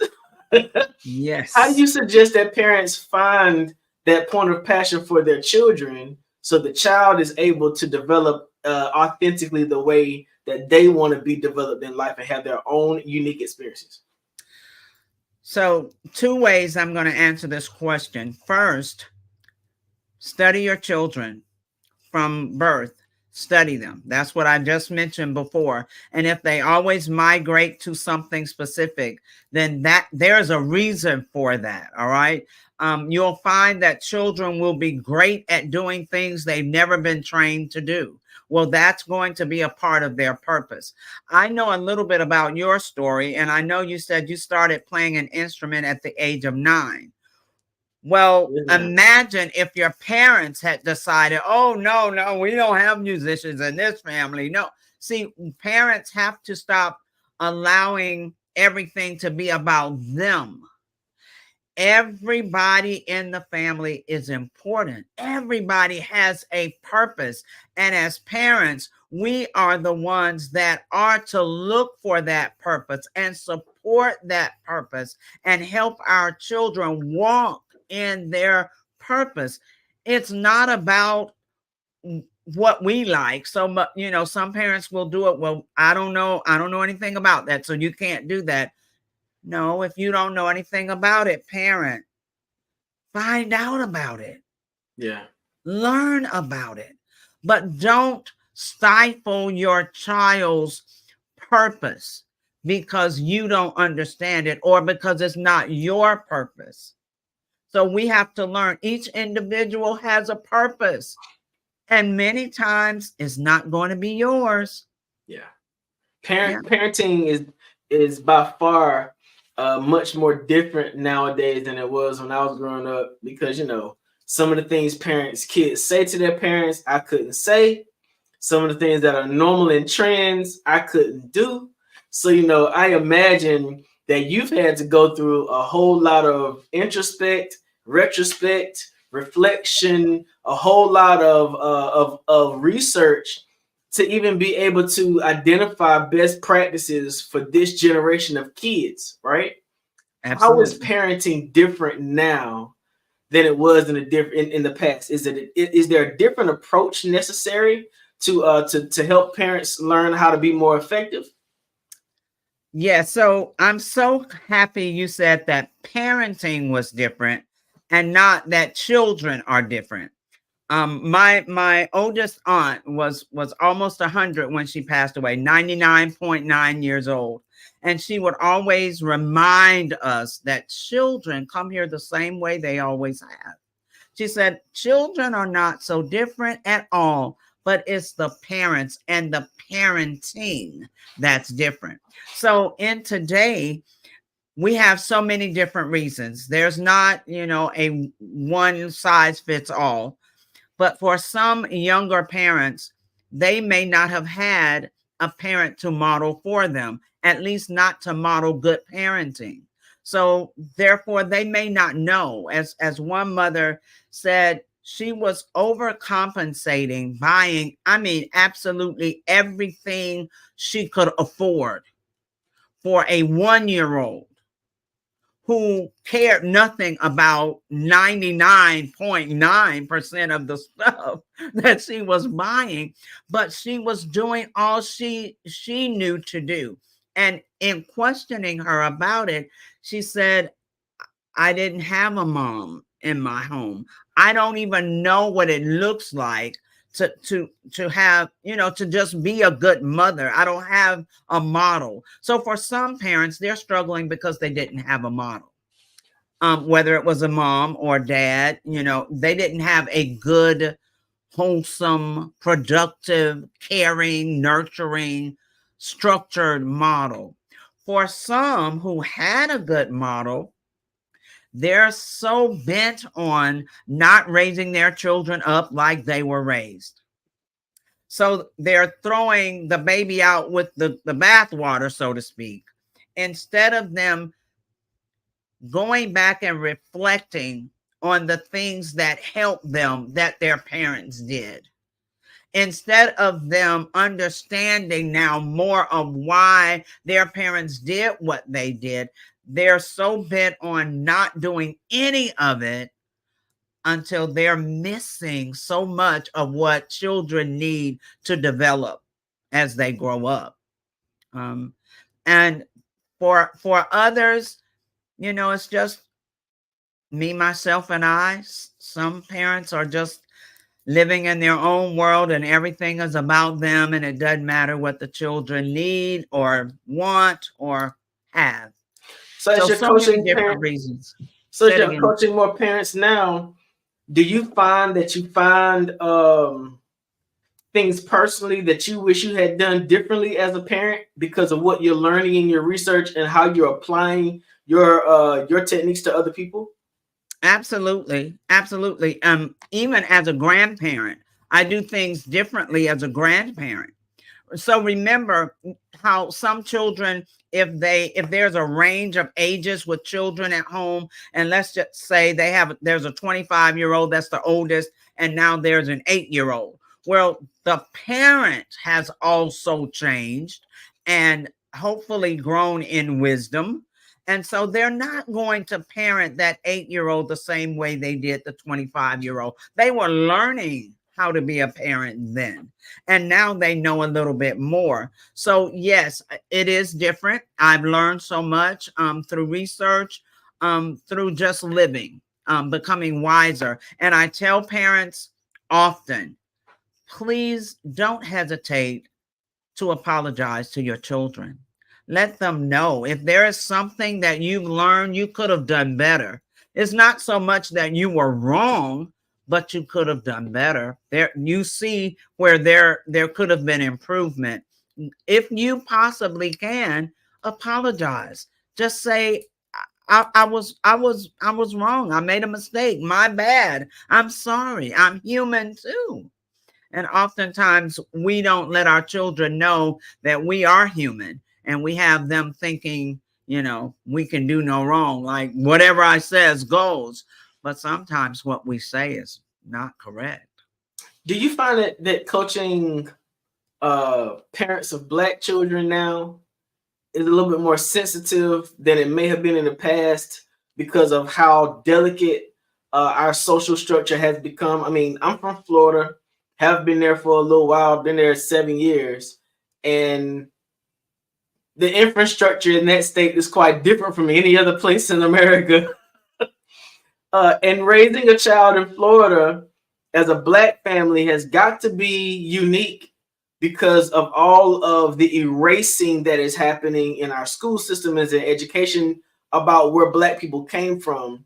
What is it that parents need to do to make certain that Black boys and Black girls are locked in on who they are, and how do they navigate the challenge of doing that in the 2024 type environment? First of all, they have to be real. I mean, you have to be real with your children. You have to be honest with your children. And so oftentimes like a selfie. You only want the selfie to look cute, you know, but life is not all cute. And we oftentimes walk through a struggle, but we never let our children know we're struggling. And if we never share with them what we're having to walk through and how we are walking through it, they won't know either how to deal with issues. So what I see is the harvest from a generation or two ago, when parents, Black parents as well, mainly, were working so hard, overtime, double shifts, all this extra to get more stuff. Because, you know, we were coming, most of us, out of a poverty place. And so we were trying to get more stuff for our children, have, you know, nice houses and more cars and more this or that, until we left out the training, the teaching, the communicating, the nurturing. You have to spend time with your children for all of those things. And when you spend time with them, I don't mean everybody on their own device in a whole nother room, or, you know, right there and nobody's talking to one another. And if you want to know what your child's doing, you text them a message. See, that has isolated us so much. But as Black families, we've got to be truthful and honest. We've got to communicate with our children, and we've got to let them know what real life looks like. It's not about gaming, and it's not a game when you get out there. And many parents don't take the time to do that. It's almost as if we're afraid of realness now. We live it, but we don't want them to know that we have to live it. So how do you suggest we find that balance? Because as a parent, you never want your child to feel like they're isolated. I know that, you know, growing up in the Christian home, I still needed to know what was happening on the music videos when I got to school so I could be normal. How do parents suggest balance with their children, knowing that your child needs to know what Roblox is about? You know, your child needs to know they need to be able to communicate with other children about what other children are doing. How do you find that balance as a coach? What methods or what practicums do you suggest for parents to make sure their children are still locked into a child's world but engaged with their families at the same time? That's going to be a part of communication, good, deep communication. So your children are being influenced by other children. They're being influenced by what's on social media. You know, they're being influenced all the time away from you, or sometimes right there in the house with you. So what is your influence on them? And the only way for you to truly influence them is by talking with them. Now, you need to ask them, not just, oh, you have a good day today? And they're like, yeah, and then that's it. No, that really wasn't a conversation, you know? So you've got to go a little deeper and start asking. If your children, and most of them are, not all, if your children are on social media, or if they, you know, game, if they like to be on Roblox or whatever the case, parents, go in there with them. Find out what the game is like. You don't have to like gaming. You have to find out what your child is interested in, because that opens up communication. If you have nothing in common with your child, what will you talk about? And your child doesn't want to hear about stuff they're not interested in. So parents have to pivot. We sometimes don't understand that we're the ones that have to make adjustments. So pivot, and then go in those rooms and learn about the games and the stuff on TikTok. That's why I do TikTok with Parenting 911, because I know young people are there. My grandchildren taught me how. So, I mean, we have to get involved in what they're involved in. Then we can bring in the realness. So when you're talking about that, right, the first thing that came to my mind in terms of the difference between now and what used to be an imbalance was, I grew up in a time and season when corporal punishment was the tone of the day. All right? And I know that can be a sensitive subject for some, because every parent has not always been, as we can say, responsible for their role, right?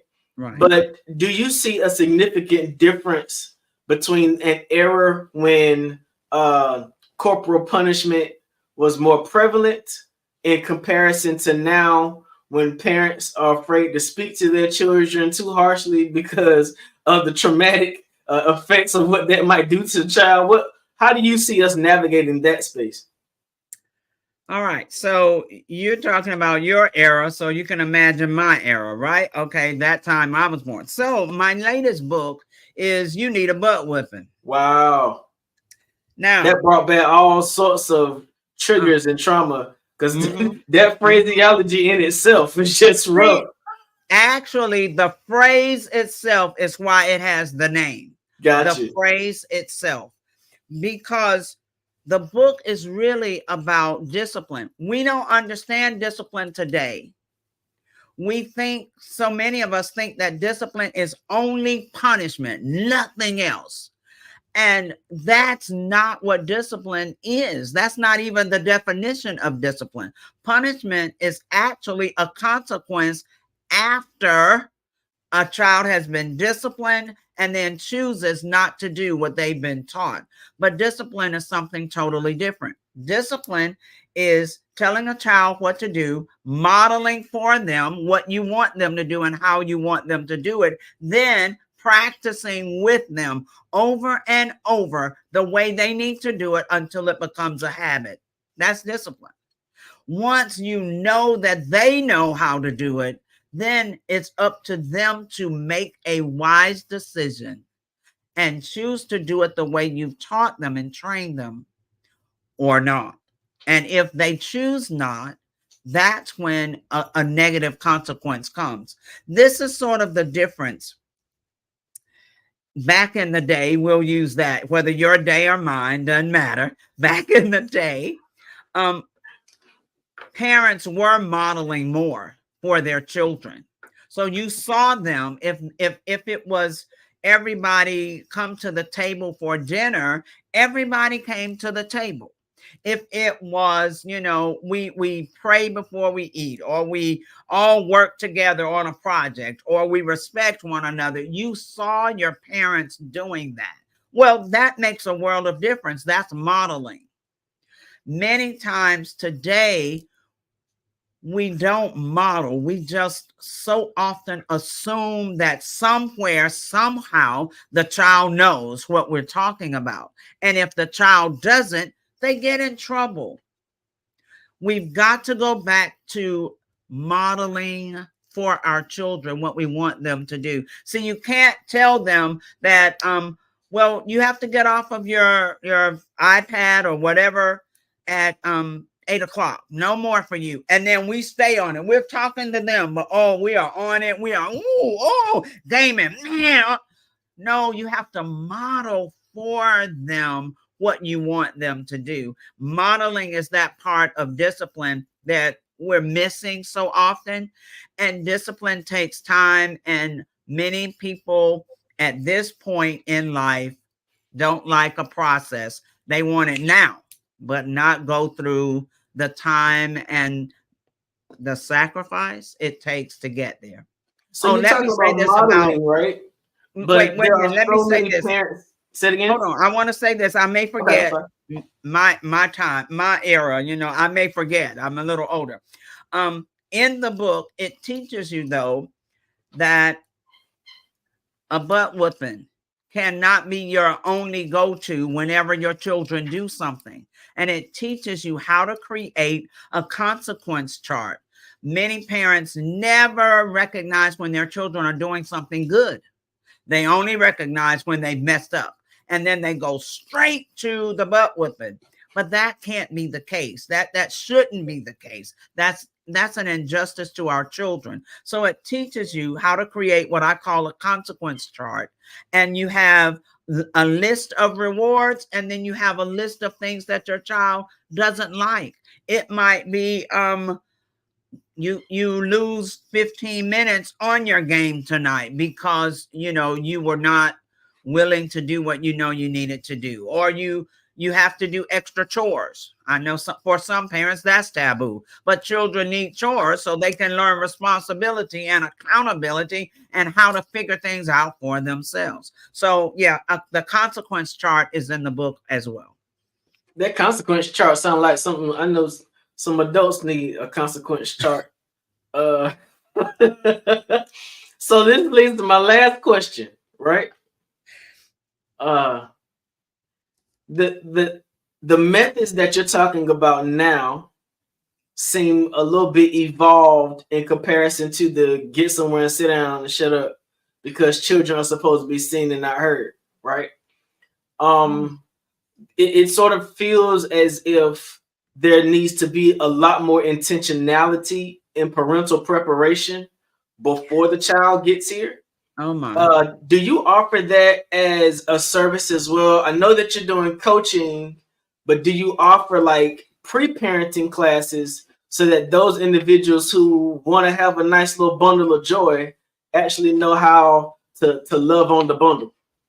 Yes, I can coach if they have, the aspirations to be a parent and they're hoping, or if they're expecting. I even, because of just credentials, I also coach parents with adult children, because many times that relationship starts to crumble when parents don't know how to respect the adult child. You can't treat the adult as if they're 10. I know they're your children, but it's that part of adultness. You've got to respect them as an adult first. Man, we just lost so many viewers, Miss Frizelma, because you told these folks that they gotta respect their adult children. Ain't nobody trying to. We have to have a whole nother conversation about this adult parenting thing. Wait a minute. The parents left, but their children are still watching. Like, yes. Oh my God. I'm glad somebody told my mama that she's got to respect me. Yes. Yeah, that little Johnny, don't go say, Mama, I told you, don't do it. Don't do it. Thank you so much, Ms. Frizelma. This has been absolutely amazing. Glad to get more information about you and what you do. Absolutely. Thank you so very much for the opportunity. I love what I do. And until we work on it, the fabric of our society will continue to unravel. Yes, ma'am. Genius is coming. We're going to see each other on the other side. Absolutely. The Black Business Expo's mission is to raise funds for high school seniors going to college or K-12 entrepreneurs.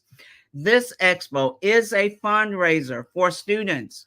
You may go to www.blackbusinessexpousa.com to donate to the scholarship fund, or use the Cash App that's on the screen below, $BBXUSA.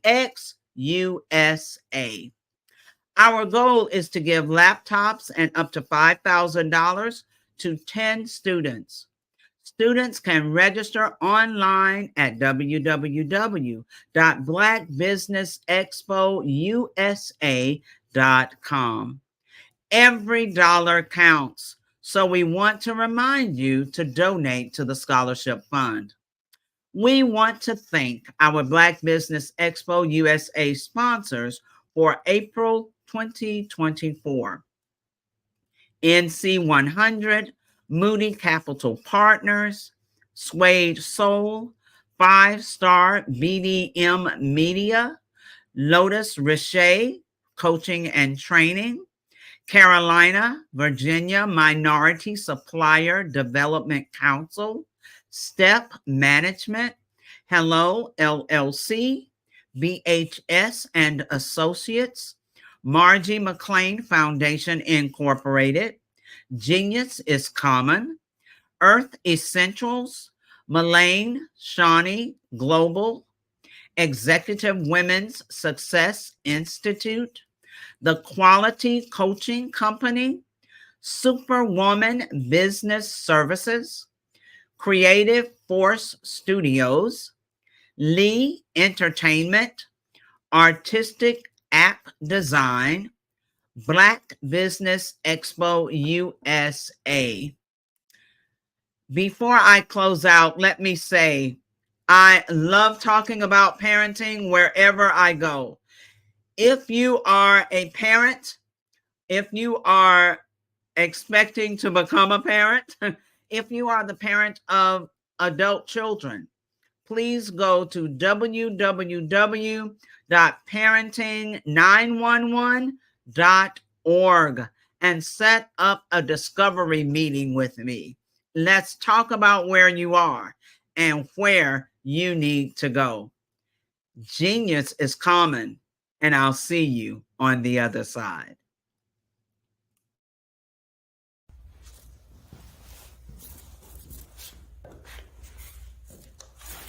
How you doing? I'm Rodney Allen Rippey. Yeah, the child actor. Well, now, leading man. Some of you might remember back in the day, the Harlem Globetrotters popcorn machine. Remember that?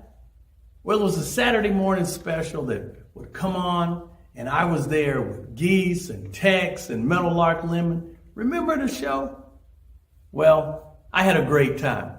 And I have to say a huge, huge thank you to all my fans out there. Thank you for all the years of support. I went on from the entertainment industry. I started getting into producing and directing. And now, hey, here I am. I'm a studio executive here in Burbank, California at 2526 Studios. I have to say, it's been pretty good, but the best is yet to come. Please stay encouraged. Keep reaching for your dreams and never forget that genius is common. Remember that. Genius is common. No matter what anyone says to you, no matter how tough the road may get, keep striving. Keep reaching for your dreams. And always know that you are worth it. Everything that you put into yourself, everything good that you pour into your life, you are worth it. And when the times get tough, when things don't go exactly right, it's okay. Dust your shoulders off. Stand up strong. And remember, genius is common.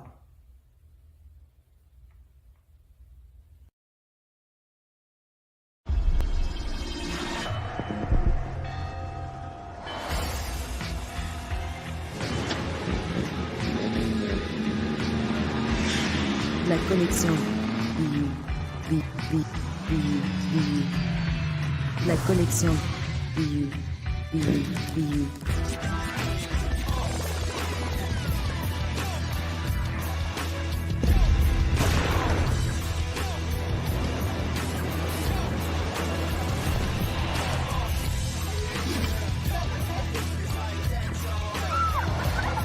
In a world obsessed with the cult of celebrity,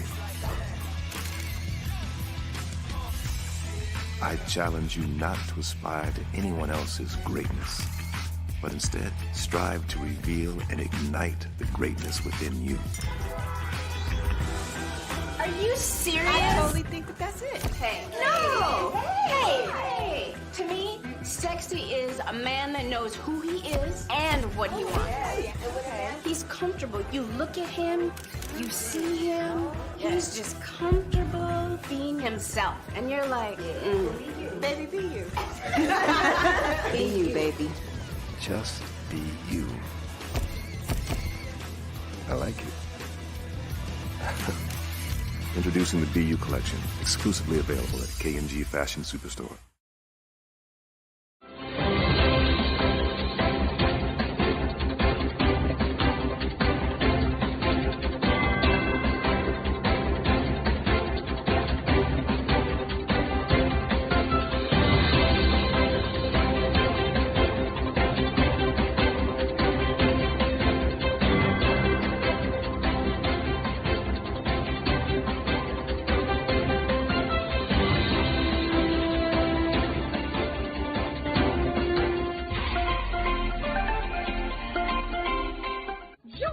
Dr. Eric Kelly III and a host of phenomenal speakers from all around the globe for this 7-day virtual event that you don't want to miss.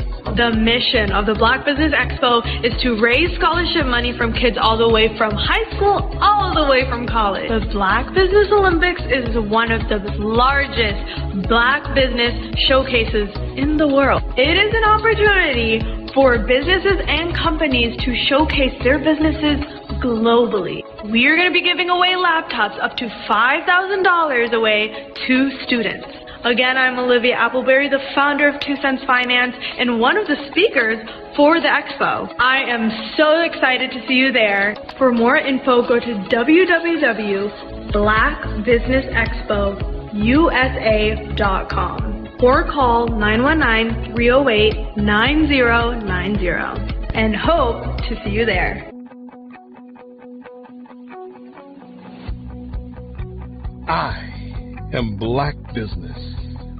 From the moment I wake until the time I sleep. Yes, I am Black business. I am Black business. Tell me, are you Black business? I am Black business. Do you support Black businesses? Listen, I support Black business because I am Black business. Black Business Expo, one of the largest business showcases in the history of Black business in the world. The world! Sign up today at www.blackbusinessexpousa.com or call 919-308-9090. I am Black business. I am Black business. From the moment I wake until the time I sleep, I am Black business. I am Black business. Are you Black business? I am Black business. Do you support Black businesses? I support Black business because I am Black business. Black Business Expo, one of the largest business showcases in the history of Black America in North Carolina.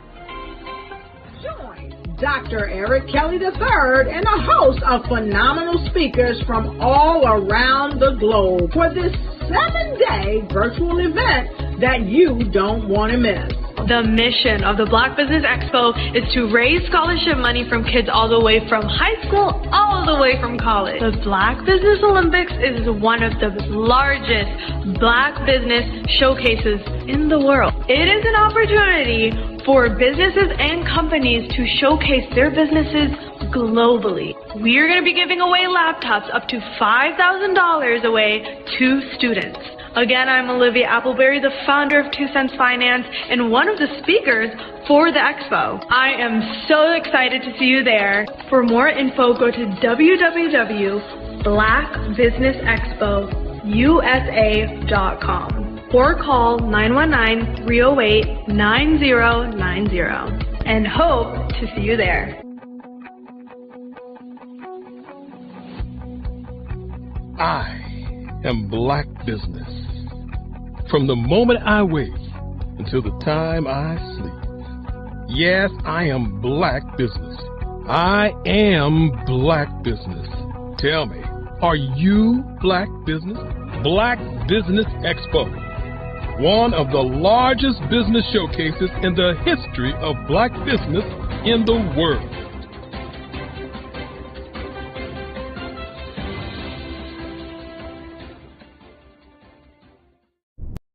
Follow the Brand TV broadcast host, Grant McGaugh, as he visits with top executives and entrepreneurs to find out their secrets of success with their personal brand. Follow the Brand TV broadcast host as he focuses on brand development to build better relationships, bring value to your business, relationships, and career. You will enjoy listening to each episode that is tailored to speak to you directly. If you're looking for this type of clarity in terms of building your brand, you have tuned into the right station. Each episode will help you to shape a conversation in the 5-star BDM network of 20,000 professionals and become a springboard for your corporate engagement and business opportunities. Each guest will frame their story in the areas of personal branding, business development, career development, financial empowerment, and technology innovation. Grant McGaugh explains why he is the CEO and owner of his own professional career. Grant is an accomplished business leader and entrepreneur who wants to give back to individuals to grow their personal brand strategy. Tune in as he weaves his story about new possibilities, while to you exceed expectations. If you love storytelling, this show will make for fun.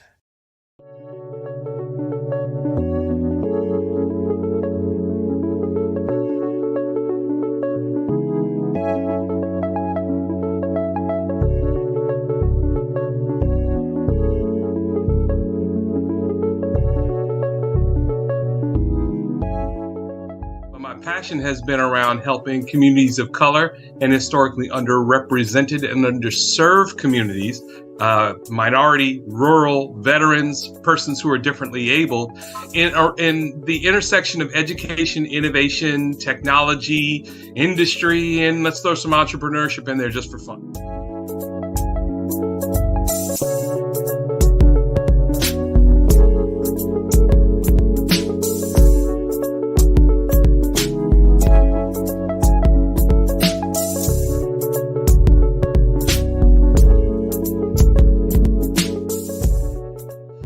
See more around innovation, incubators, accelerators. I love the idea of going from innovation to commercialization.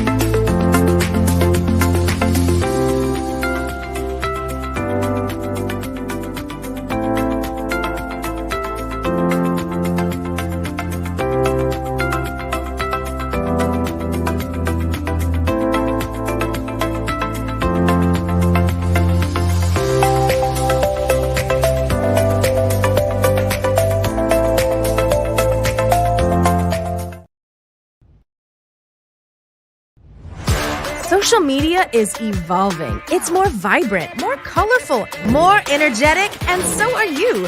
It's not just photos anymore. It's video, it's audio, it's subscriptions. And now there's Fanbase, a new monetized social network. Fanbase delivers the complete native app experience with full content monetization for every user. No algorithms that shadow ban your engagement or growth, and no ads. Follow anyone for free and subscribe directly to your favorite creators for $4.99 a month. Plus, show some love by tipping on any post. Also, make a Fanbase page and monetize your content the same way. Finally, connect with your followers by posting the amazing content you already create. And now, get paid for it. It's time to energize and monetize. Because everyone's a fan of something, and everyone has a fan base.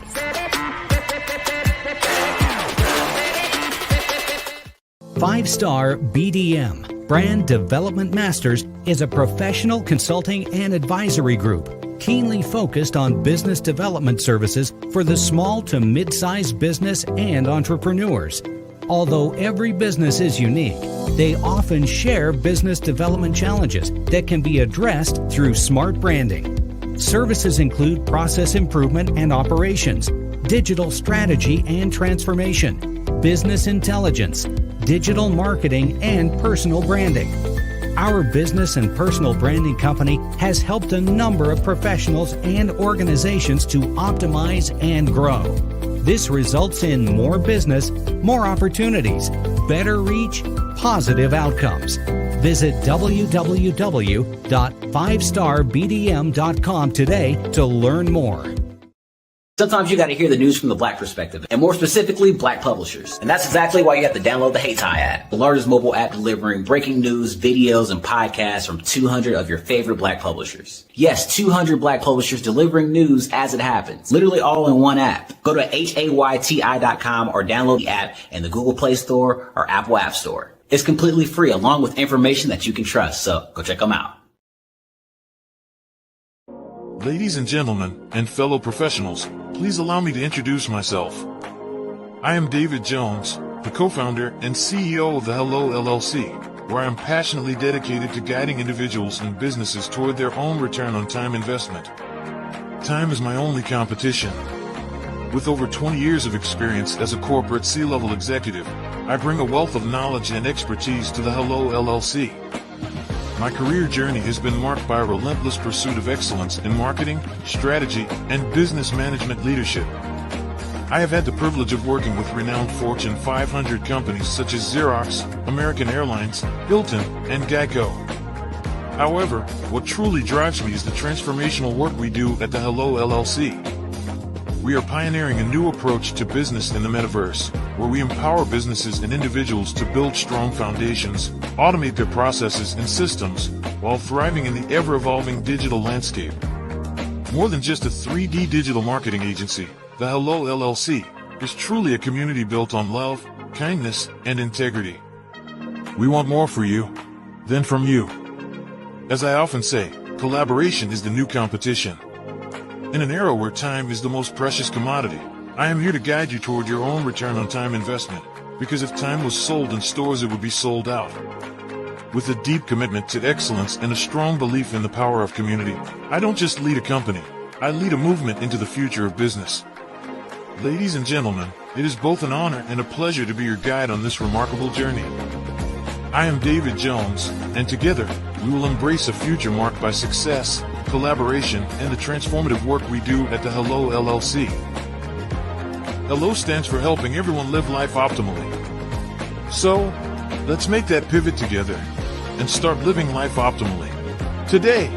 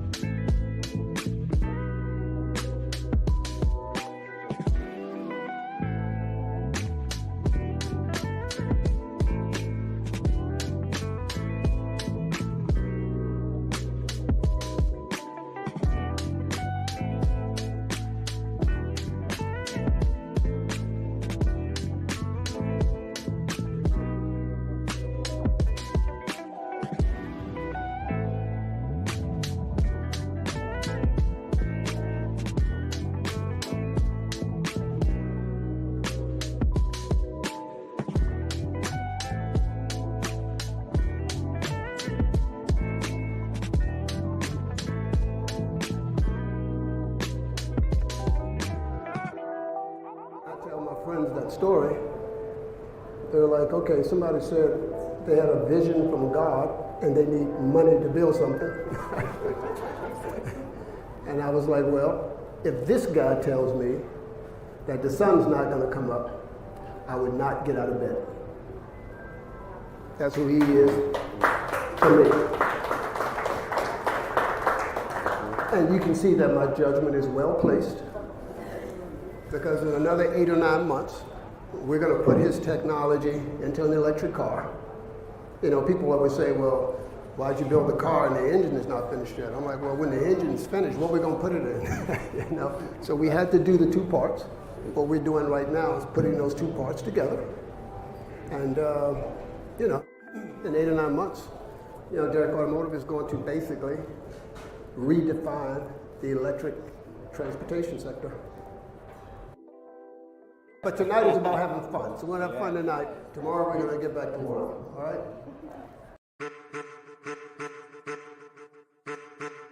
I am a child of the Most High God. He has gifted me in ways that I could not even imagine and didn't know.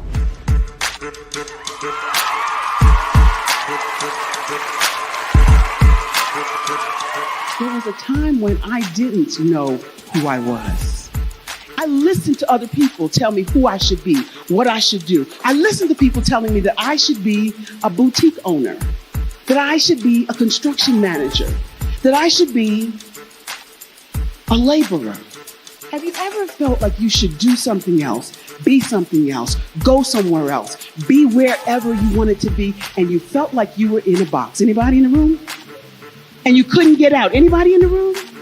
And you kept trying to go and go and you couldn't get out? Anybody in the room? But let me tell you, you need to rock the box. Rock the box.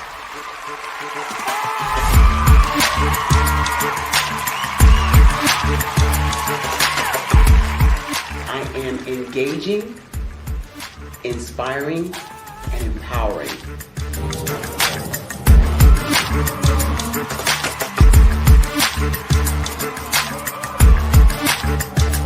I would give you everything I know. Just by touching you, if I could, by osmosis, give you every single thing I've learned, I've gone through, I know I would. We know that's not possible, but as it is possible, I love to share information with people. Some of you out there, people have told you that you can't be, you can't have, you can't do. But I will tell you, like Kingston said, you can, you must, and you will. If it's to be, it's going to be me. You got to say it. If it's to be, it's going to be. If it's to be, it's going to be. If it's to be, it's going to be.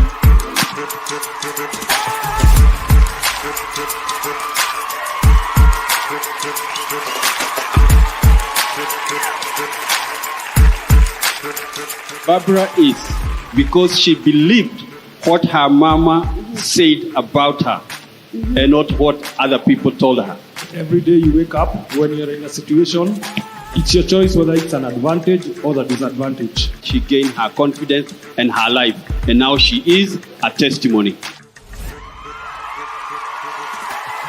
If I can help you elevate yourself, then I feel like I'm elevating my own self as well.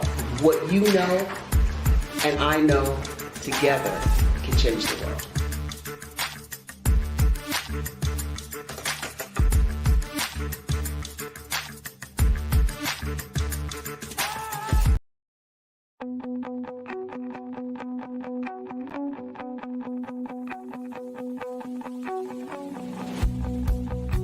I am Black business. From the moment I wake until the time I sleep. Yes, I am Black business. I am Black business.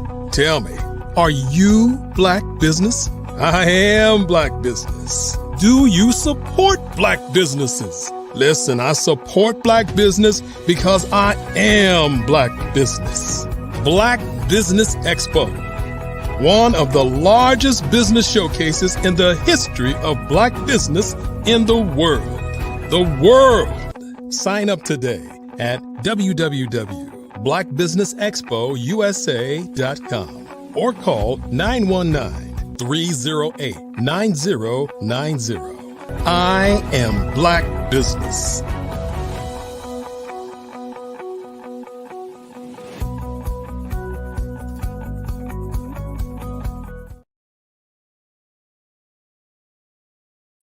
Good evening, business owners, entrepreneurs, thought leaders, and corporations. Welcome to the Black Business Network. My name is Frazelma Lynn, and I am your business moderator for this evening on the Black Business Network. The Black Business Network is a 24-hour business network showcasing Black businesses, business owners, entrepreneurs, and thought leaders worldwide.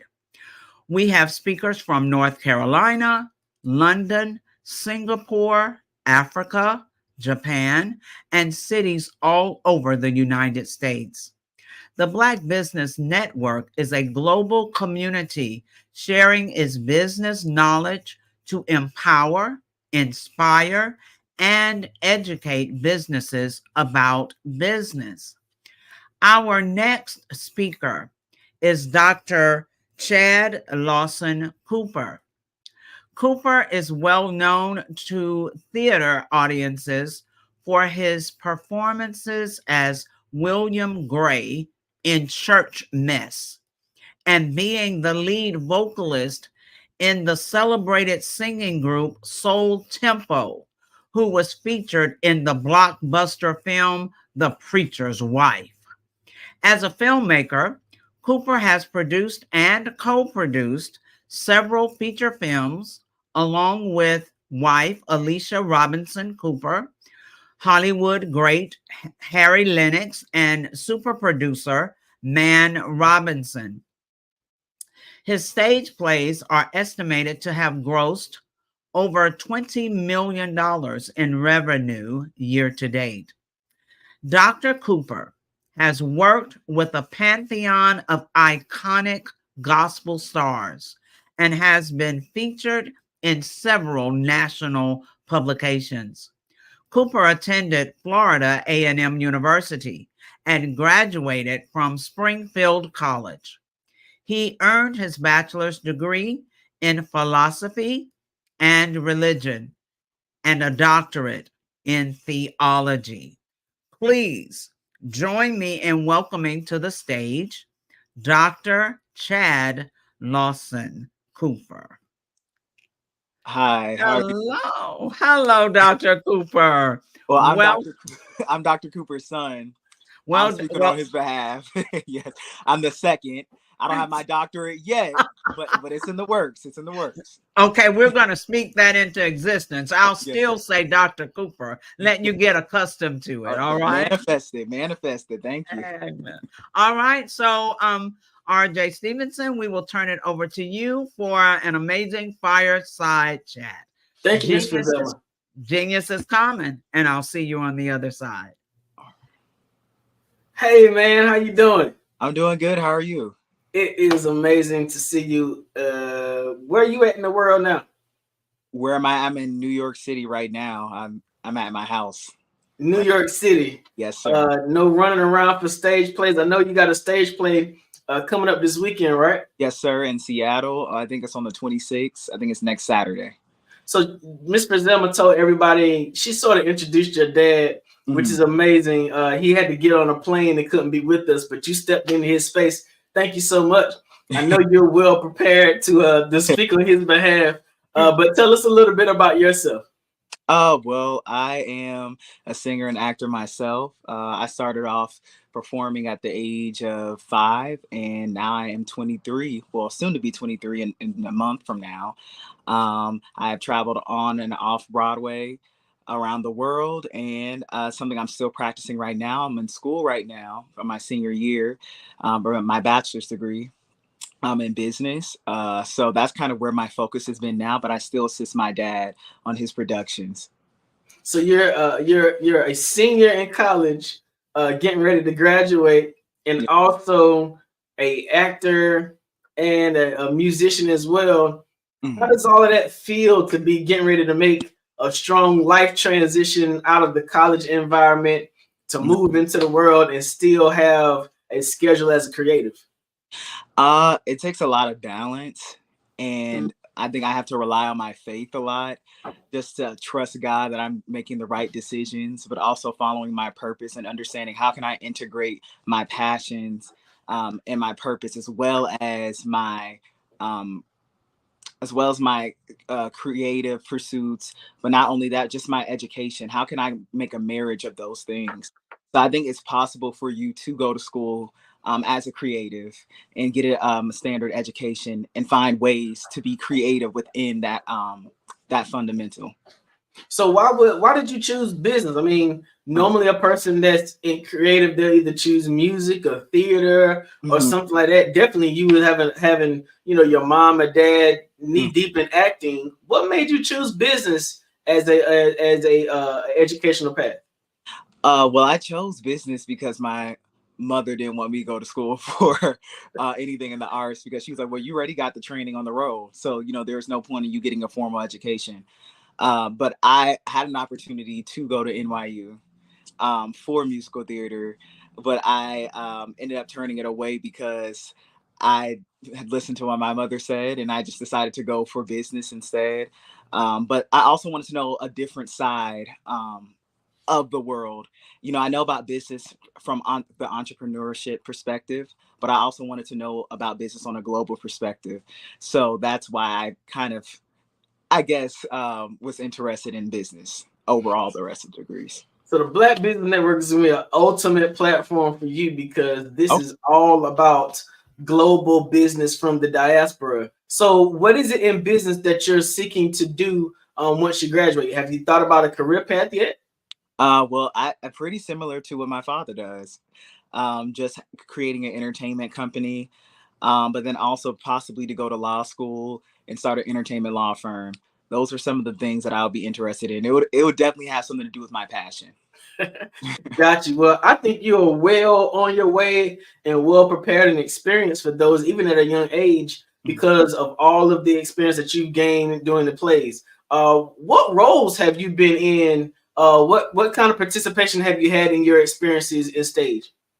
Well, I think the most integral role that I've had is playing Emmett Till in Justice on Trial. In the production that we're still running now, I played that role since I was 14 years old. So I think that that's kind of been the most, as far as acting goes, but singing wise, I've just sung around in different groups in New York City with the Taj Walker group in Harlem, just different things like that, different projects, singing background. It's not really been more so anything on acting for me. It's really been more singing wise. I sing at Institutional International Church in Brooklyn, New York. So, those are really where my talents are really exposed. But in acting wise, it's really been with my father, and it's Emmett Till. Got you. Now, there may be some people who are not familiar with the Justice on Trial play, and you play Emmett Till in a movie as well, right? Yes, sir.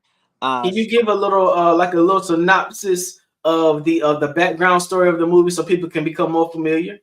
Okay, so the show and the movie Justice on Trial is about two civil rights attorneys suing the U.S. Justice Department for reparations for African Americans. So they bring back 3 time traveler witnesses, Harriet Tubman, Emmett Till, and Medgar Evers, to tell their stories to a courtroom in order to encourage the jurors to vote in favor of African Americans receiving reparations. So there's a whole jury deliberation that goes on in this show, and it's a great show. It's very educational, inspirational, and impactful. Gotcha. And you do an amazing job. Oh, thank you. Playing Emmett Till in that production. Every time I do it, it's like you always bring something different to the stage. What's it been like to have the opportunity to play such an icon as Emmett Till, definitely in today with where we are in the landscape of social justice and Black history? I think to play a role like that, it can be very draining, and it has been very draining for me to play that role for several years, because I think you're putting yourself in a vulnerable place that I think as Black men, that we kind of try to ignore this place where we can feel emasculated, knowing that because we're Black, there's a burden on us, that there's a system that's set against us. So I think that's the role, the effect that it has on me. It can cause a lot of indignation playing a role like that. But then also it's just very sorrowful. So, it takes a lot out of me when I do play that role. And I really hope that when people do see this production, if they are interested in it, I hope that you do leave with a burden to fight for justice, because Emmett Till is not just inside of me. When I'm playing him, he's inside of me outside of the costume, and he's inside of you and every one of us as Black men. Gotcha. Now, as in regards to the business of entertainment, stage production can get interesting. Mm-hmm. Especially when, like this weekend, you all are in Seattle. Your dad has been in Seattle pushing tickets, marketing, making certain that the production goes the way it's supposed to. Mm-hmm. And so what are the things that you've seen in your experiences traveling with your dad that caused you to want to be a part of the business end of musical production? I think that he has a unique, distinct way of marketing his shows and his productions that I've not seen anywhere else. So he really markets in the church market, and he will go into the churches and create a partnership with the church community. And that's how he'll market his shows, opposed to just doing radio and TV. He really connects with the community. And so that kind of, he builds this personal relationship with them where they feel like they can trust whatever my dad is going to put out, that it's going to be great, because he's established some type of foundation. So I think for the business aspect of it, I'm always in awe when he goes into a church and markets on Sunday. I'm like, he'll go up there and he'll give his 30-second rundown of the show, and then he'll also sing, because he is multi-talented. So he'll sing, and then that also, just hooks them in. So I think because he's a master of all, I don't like to say jack of all trades, but I think because he's a master of all, his technique is very unique, and I don't think it's something that most businesses can duplicate. So now, as you've been studying in college, you should have heard about identifying your niche so that you can identify your prospective clientele. Mm-hmm. Why do you think going to Black church congregations, why do you think that's been successful for him as he's identified that as his marketing structure? I think that's been successful for him because that's what he understands, and he understands the psychology of what that demographic is attracted to. Like most people who are pioneers in business, you have to understand or you have to study the psychology of the demographic. For example, Tyler Perry, he studies the demographic maybe of women who are between the ages of their late 30s to their 50s. What would they be attracted to? What type of content? And that's how a lot of us, like myself, have grown up watching Madea. Because maybe my mother was in that demographic, and now, and now I'm watching Madea, and, that's how you really build. So I feel like he understands that because he was a pastor. He pastored for many years. So the church is really his home. And so he understands how to build this connection with that community. So that's his unique marketing tool that I appreciate. So the church has been his home. The church and stage has been your home. Mm-hmm. Why do you find yourself so comfortable in that space when there are so many other people around the world who are like flabbergasted by being in front of a camera? It sort of seems like that environment just brings another thing out of you to life. I feel like for me personally, being in the church and in the stage, my parents never pushed me to do it. It was something that I was just attracted to because I saw the way that they loved it. And I like the attention. I do like a lot of attention. So I was like, okay, well, I want to be in front. I want everybody to be, applauding for me and giving me the Michael Jackson treatment. I like it. And so I think that's what attracted me, but I also love to just story tell. And I think that's what an artist is somebody who enjoys to tell stories and to change the perspective of the world. How can we do that? And if you can do that through your art, not just through art, but through your business, then you really are making a change. And I think that every business should have that as their goal. I think that's when you will keep a relationship with your clientele, when they see that you really have the mission to change their perspective, but also for the better. So let's talk about where you are right now. You are the heir to the Chad Cooper Company on Broadway, the only Black production company on Broadway in Manhattan. Kudos to you and your family for producing that kind of legacy. What kind of weight does that feel like for you following that kind? I mean, your mom and your dad are prolific actors and singers. How does that make you feel following along in their footsteps? Is that anxiety? Does it make you, because I'm a PK too, and most PKs, we don't want to have nothing to do with the career that our parents had. How did you come about to embrace that as something that you wanted to do in the future, and especially on a particular side of business? I think I embraced it because I loved it. I had a passion for art already, and I think that I saw something in my parents that I could potentially see in myself. And so although I may not feel like I am at the level or the skillful level of my parents yet in whatever they do, that's still kind of like a barometer to look at and be like, okay, well, I could get there. I can measure my, my potential by looking at them. And I've never doubted myself. So I could look at anybody and be like, okay, I can do that. And I think faith is what my father has taught me. And as a businessman, I think that's what you have to have. My dad is the most confident person that you'll probably meet. And, somebody could probably think that that's an inflated ego, but I think it's kind of like pep talking yourself. We have a lot of negative self-talk to ourselves, and we doubt ourselves a lot. But I think if you kind of listen to that voice that says you can do it and you can do anything you want, that's when things get done. So I've always chose to believe in that voice, because if I listen to the voice it's like, no, you can't do it, no, you can't do it, I won't do it. But if I listen to that voice that says I can, I believe I will. Got you. Now you've gone from being an actor, a singer. Do you play any instruments? Only the vocal cords. That's it. All right, you going from being an actor and a singer to now expanding your range to business. In a business world like today, it's very important that you learn to be diversified, so that in what we call economic winters, you can find yourself shifting and adjusting to do something different. What does it mean to you to be that kind of diverse? Some people will only choose to be focused on singing. Some people will only choose to focus on acting, but you're focused on singing, acting, and then the business of entertainment. What is it about diversification that draws you to take that path? I think I'm attracted to diversification because it creates opportunities for everyone. And it also creates more opportunities for yourself. I don't like being put in a box. I always say, you can't put me in a box. I live in a mansion. I have multiple rooms. There's multiple places I can be at once.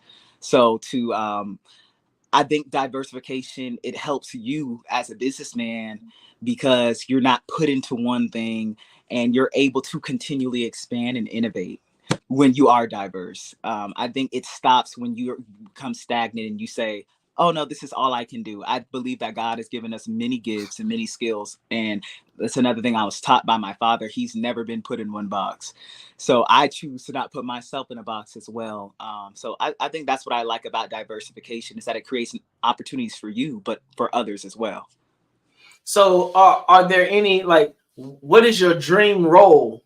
If you could ever be asked by any producer, any director to fill a role on stage, whether it be a play in the past or a movie, what would sort of be your dream role for somebody to ask you to perform? A dream role? Ooh, whatever one I'm going to write. whatever one I'm going to write, it's going to win me an Oscar. That's the dream role. And I'm glad you said that too, because we did a iteration of Justice on Trial in Descendants. Yes, and I remember your dad saying that you wrote a large amount of the script. Can you talk about what that opportunity was like? I mean, as young as you are, having an opportunity to write a portion of a script for a stage play, that's a major milestone. What was that like for you? Well, for me at first it seemed laborious because I've not opened up. I have a lot of health issues that can sometimes impact me, especially when it can come down to some of my cognitive abilities when I want to get things done. So I was very frustrated because if you know anything about my dad, he's very impromptuous. He will actually do something like, I just got asked to do this interview like 30 minutes ago. So I would have been better, dressed for this occasion. But he asked me to do it in a week prior. And so when it comes down to me as a creative, I like to take my time to just meditate on what is the big picture of what I'm trying to say. Where can I find the humanity in my art that everybody can connect to, whether you're black, white, or whatever. And I think as a business owner, that's the type of mentality that you should have as well. Because that's how it can be attractive to everybody. Where's the humanity in my business? How's this going to serve everyone? So I think that's really how I write. And I told you about that, I think, when I spoke to you about my music before. I like to tug on the heart a lot in a more so emotional side of things, because I am a cathartic person. But being able to do that and write this show was a fun experience for me. And it definitely boosted my confidence a lot for the time that I was in. So you're getting ready to graduate from school. Congratulations on that. Thank you. Thank you. What's the next step? The next step hopefully is the Grammys or the Oscars. Hopefully that is the next step. Amen. But the next step for me is just, I believe, just success. I believe I have the Midas touch. Anything I touch will turn to gold. So whatever it is that God has for me, but I would just like to be impactful in this world. And through my art and through me as just a person, how can I be an impactful person, even through business? So that's the next step for me.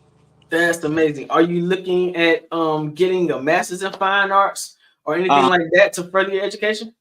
So the goal right now is probably to just go to law school. That's kind of like the goal for me, because I do still want to have a license to practice law. That's still a passion of mine. So I will continue to get an education as long as I have the money to. So in terms of law, is there a particular area? Are you looking at entertainment law? Yes, entertainment law. I've been law. told that every family needs a good lawyer somewhere. Right. What kind of law are you looking at doing, and what inspired you to take that path? Entertainment law, because of the field of work that my parents are in and that I am in. I just believe that artists should know their rights.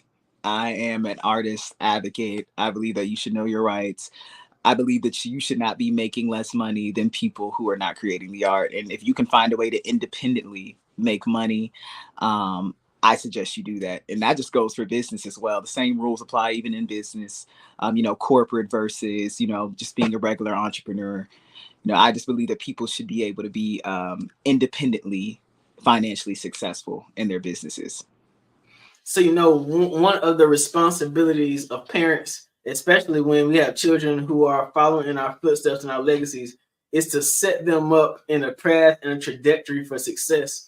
And I think that this interview opportunity for you has been an amazing nod from your father at his trust in your abilities and your levels to communicate. And I think you have done an absolutely amazing job with this interview. I'm absolutely impressed. I've seen you be Emmett Till, but now I see you be Chad Cooper II, and you're doing just as well. So congratulations to you, man. Thank you so much. I appreciate that. Absolutely. Miss Brizelma, we done. All right. I was listening. My heart was touched. I was able to laugh. I didn't cry, but I was able to laugh. I enjoyed you so very much. We have a few more minutes, so I want to just touch on a few things. Touch on them. Reach out and touch. This is 3 generations right here of PK kids. Now, I started laughing when I heard that. I thought, oh my God. Yeah. So that I understand how it helps kind of builds a foundation, gives us kind of that. I like what you said about confidence, gives us some confidence that we can step out and do things. Risk does not frighten us away. It really draws us because we know we can handle it, you know. And I liked what you were saying about how different things have helped build your confidence with the Midas touch. I liked it. I was listening. The humanity, wanting to just connect to humanity. And honestly, as a parenting coach, that really struck a nerve with me, because family is so important, and it should be. And for Black families, we have to realize the importance and bring, you know, the family back together. Yes, ma'am. So that family is important, you know. You talked about not being on a box. Yeah, we don't need to be there. Yes, ma'am. Always outside of the box. I mean, as a child, I was never in the box. I didn't know what the box was until I became an adult. I mean, what box, you know?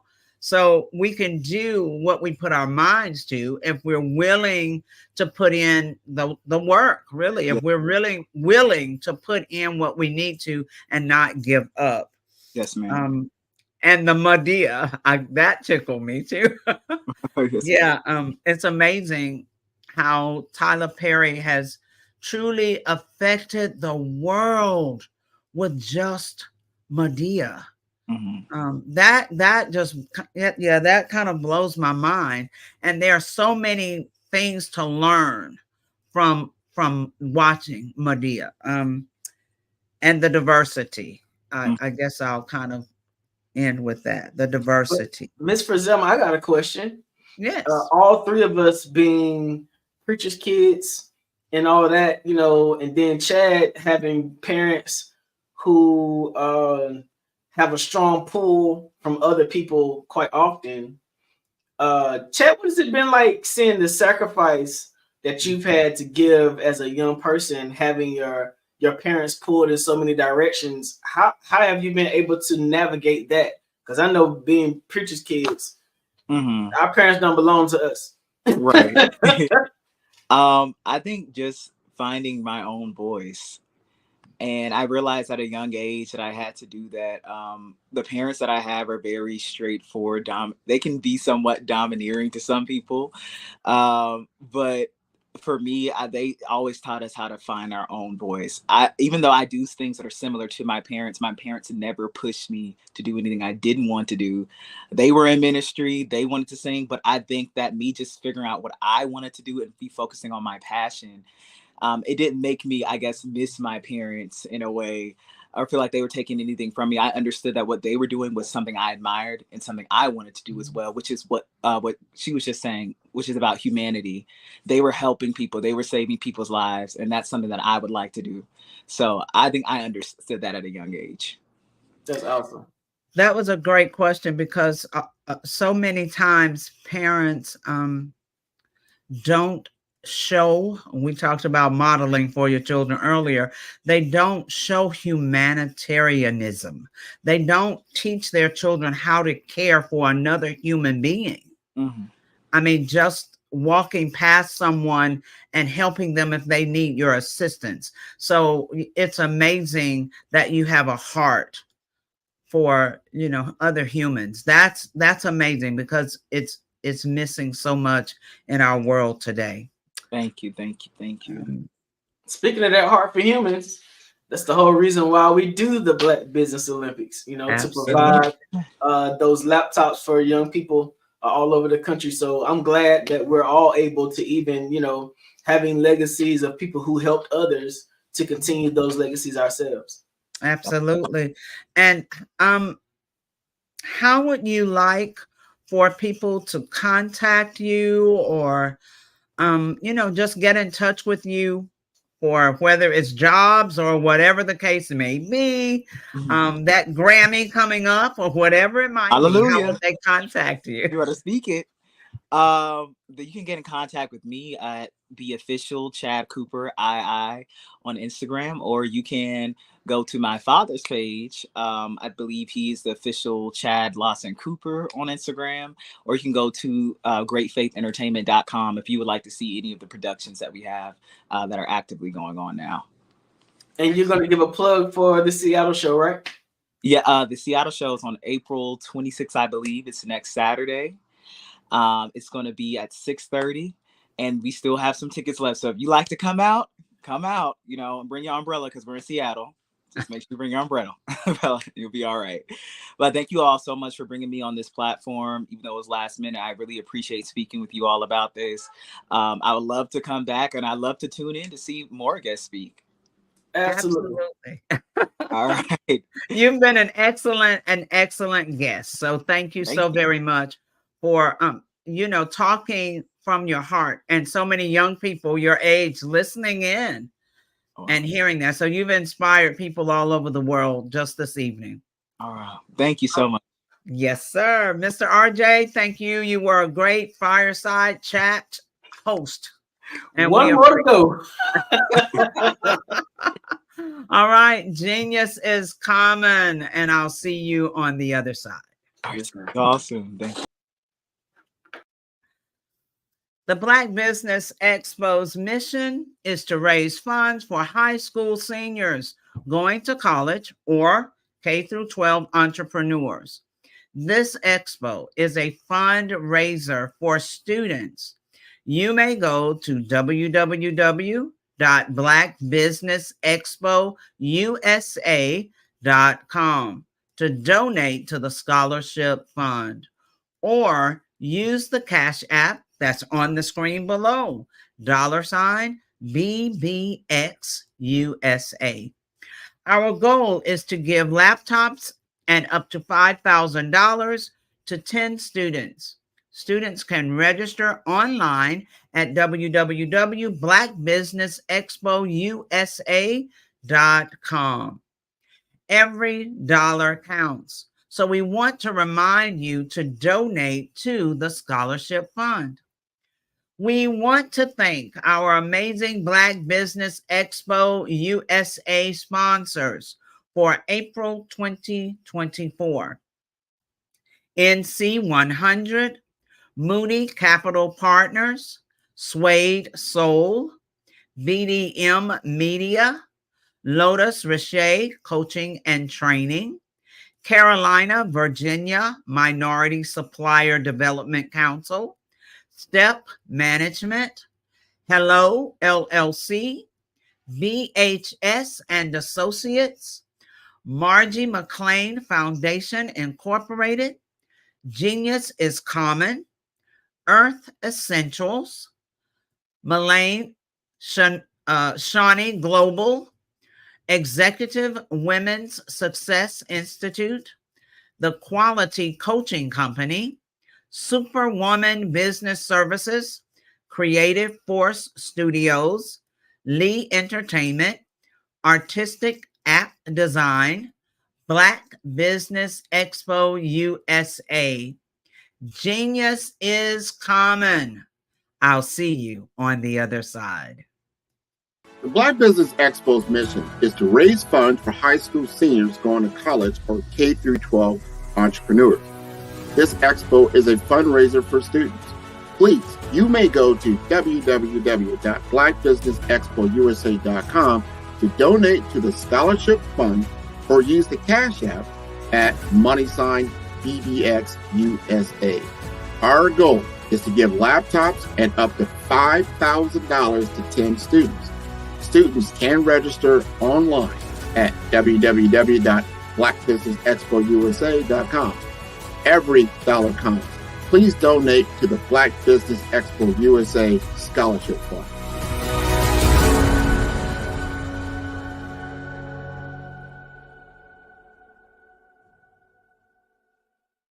Follow the Brand TV broadcast host, Grant McGaw, as he visits with top executives and entrepreneurs to find out their secrets of success with their personal brand. Follow the Brand TV broadcast host as he focuses on brand development to build better relationships, bring value to your business, relationships, and career. You will enjoy listening to each episode that is tailored to speak to you directly. If you're looking for this type of clarity in terms of building your brand, you have tuned into the right station. Each episode will help you to shape a conversation, in the 5-star BDM network of 20,000 professionals and become a springboard for your corporate engagement and business opportunities. Each guest will frame their story in the areas of personal branding, business development, career development, financial empowerment, and technology innovation. Grant McGaugh explains why he is the CEO and owner of his own professional career. Grant is an accomplished business leader and entrepreneur who wants to give back to individuals to grow their personal brand strategy. Tune in as he weaves his story about new possibilities, while to you exceed expectations. If you love storytelling, this show will make for fun. Hello, my name is Kiasi Helm and I'm 14 years old. I think my genius would probably have to be setting goals and achieving them. I say this because ever since I was young, I always wanted to be an author, and at age 11 I ended up achieving this. But not only did I end up becoming an author, I ended up becoming a public speaker, a publisher, a business owner, all these great things. The name of my business is Written by Kids Publishing Company. I decided to start this company because I thought it was important for me to help kids my age express themselves through literacy and just achieve their own goals. Because to me, achieving goals is the best thing in the world to feel. It's you just achieving things and aspirations that you set for yourself. And I know that everybody is capable of this, because even if you don't end up achieving the goal, you still tried your best, and that's the most important thing. And everybody is capable of this because genius is common. Thank you.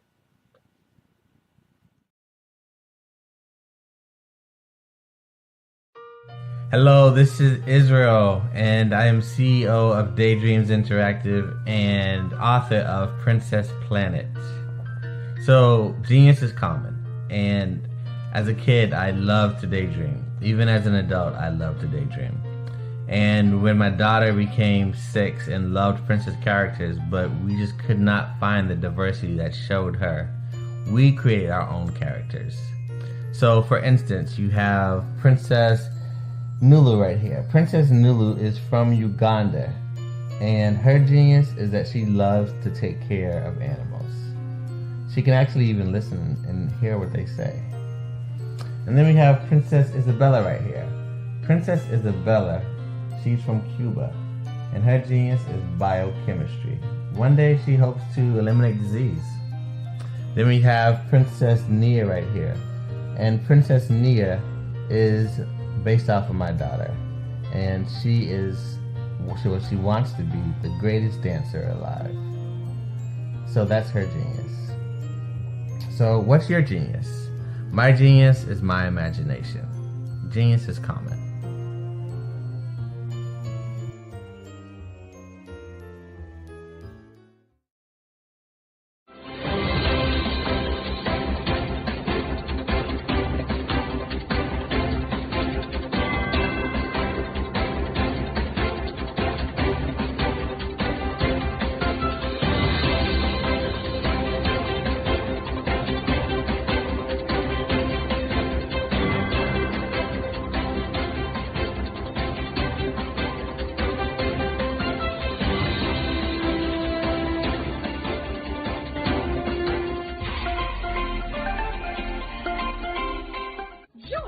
Dr. Eric Kelly III and a host of phenomenal speakers from all around the globe for this 7-day virtual event that you don't want to miss.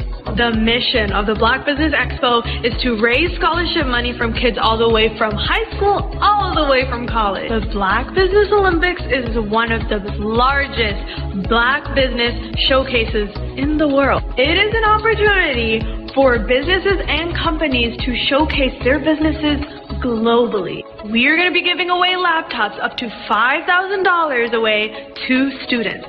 Again, I'm Olivia Appleberry, the founder of 2 Cents Finance and one of the speakers for the expo. I am so excited to see you there. For more info, go to www.blackbusinessexpousa.com or call 919-308-9090 and hope to see you there.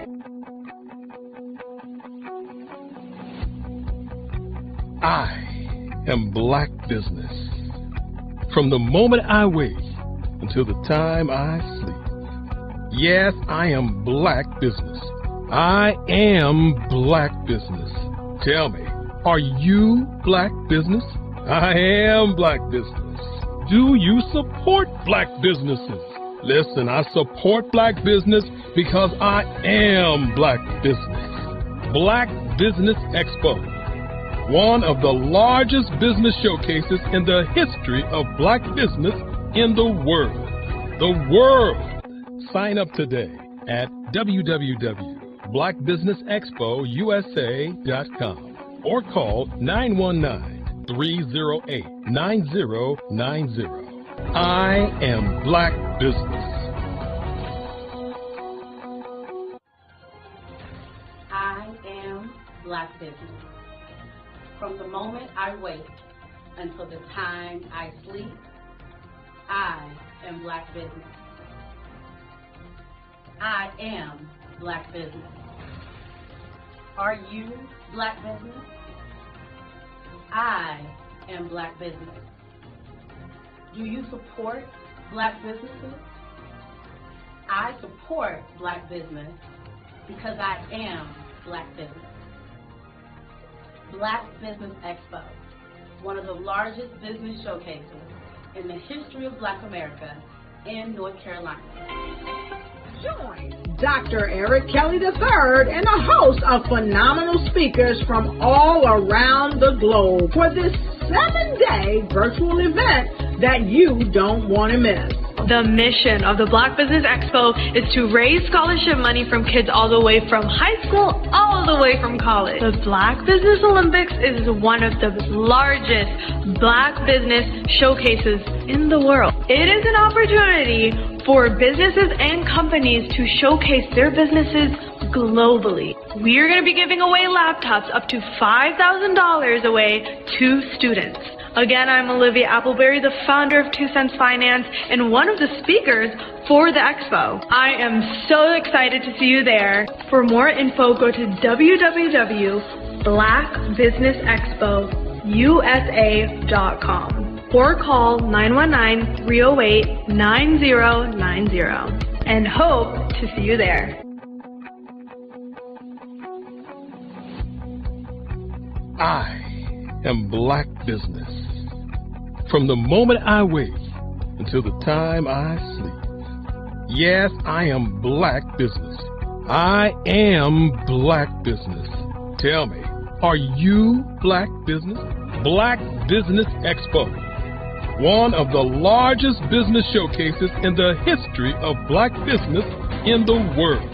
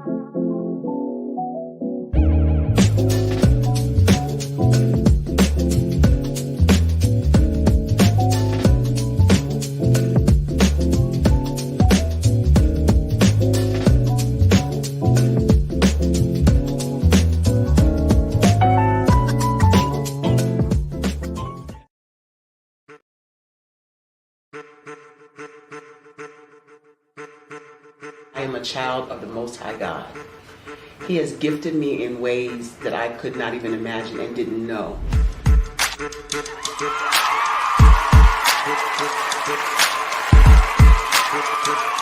There was a time when I didn't know who I was. I listened to other people tell me who I should be, what I should do. I listened to people telling me that I should be a boutique owner, that I should be a construction manager, that I should be a laborer. Have you ever felt like you should do something else, be something else, go somewhere else, be wherever you wanted to be, and you felt like you were in a box? Anybody in the room? And you couldn't get out. Anybody in the room? And you kept trying to go and go and you couldn't get out. Anybody in the room? But let me tell you, you need to rock the box. Rock the box.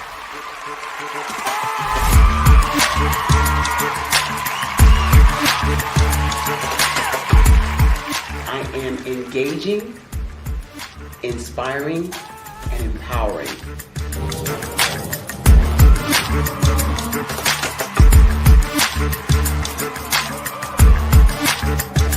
I would give you everything I know. Just by touching you, if I could, by osmosis, give you every single thing I've learned, I've gone through, I know I would. We know that's not possible, but as it is possible, I love to share information with people. Some of you out there, people have told you that you can't be, you can't have, you can't do. But I will tell you, like Kinston said, you can, you must, and you will. If it's to be, it's going to be me. You got to say it. If it's to be, it's going to be. If it's to be, it's going to be. If it's to be, it's going to be.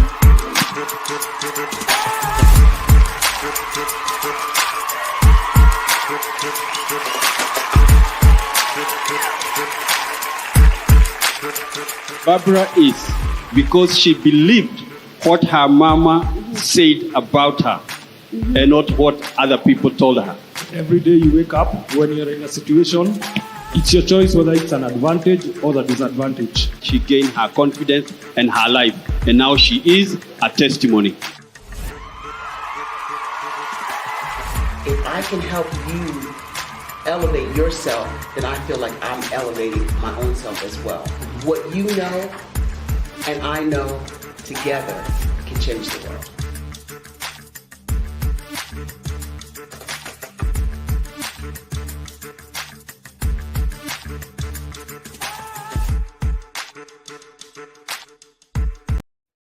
Hey everyone, it's Grant McGaw, CEO of 5-Star BDM and host of the award-winning Follow the Brand podcast and TV series, where I help you to build a 5-star brand that people will follow. My genius is personal brand development through intelligent communication and helping you achieve your business and career goals.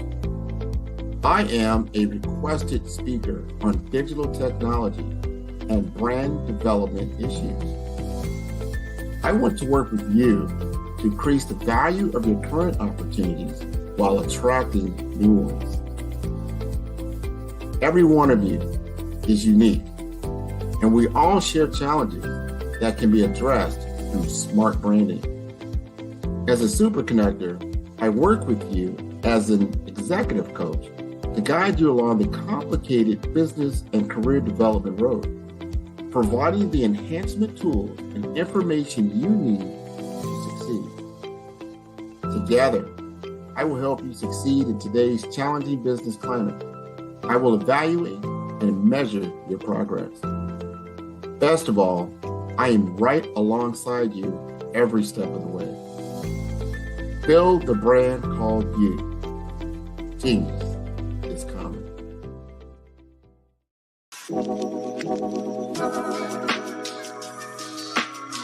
The African company and the African CEO is making a conscious decision to bring on someone external to the continent versus bringing on someone who is from Ghana or Kenya or South Africa.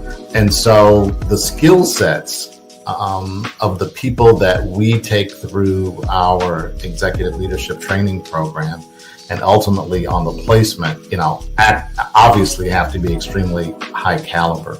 So what we look for are corporate executives at the vice president to C-suite level, as well as Black entrepreneurs.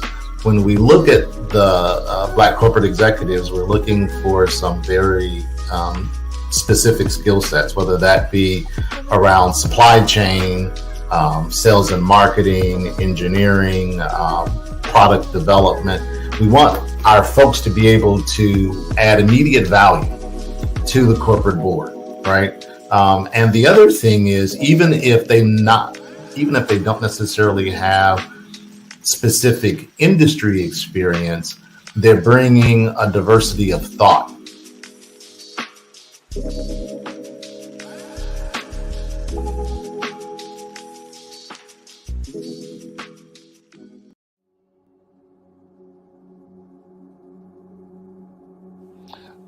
I was born and raised in southeastern West Virginia, the coal fields. My father was an AME minister. For me, I was very fortunate. Even though I grew up in the segregated South, I was surrounded by flourishing Black businesses, doctors, lawyers, bankers, dentists. They were all there and they were all successful. And I guess that's part of my dream, is to see that success come back. My name is Joseph Simmons, and I am the founder of the Center for Micro-Entrepreneurial Training. We have this moment in time where we can change the trajectory of people.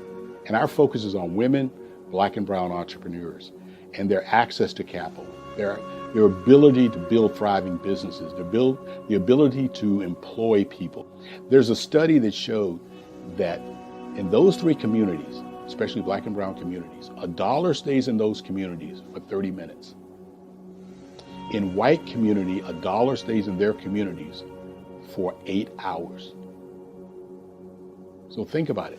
For you in a Black or brown community to get gas, to get food, to go to a restaurant, you've got to leave your community, take those dollars out of that community and take it to another community that's already being well served. So if we can reverse that, if we can go from 30 minutes to an hour to 2 hours, that's progress. That's what we need to do. I was with SCORE. And then in May of 2020, of course, the events happened in regards to the murder of George Floyd. The other thing that I was experiencing was the denials of federal funds for small businesses. And it revolved around one thing. These businesses were not being prepared for grants and for government programs. And I came up with the idea for the Center for Micro-Entrepreneurial based off those two things. Morgan Stanley had a report out in 2020, first quarter, and they talked about there were 3 groups that were massively devastated by COVID-19 on their business. That was 1, women, number 2, Black, and number 3, brown entrepreneurs. The research showed that they had less cash on hand, they had less opportunity to go into a bank and get money, and they were very dependent on family and friends to keep their business up and running. If we can focus on those 3 groups, then we can have a dramatic impact on our communities. Really, the focus is on 3 areas. And those 3 areas are 1, the people, number 2, the courses, and number 3, a support network. Here at CMAT, we will provide you with the fundamentals for generational success. And you will be creating a vibrant community by attending our 5-day immersive training course.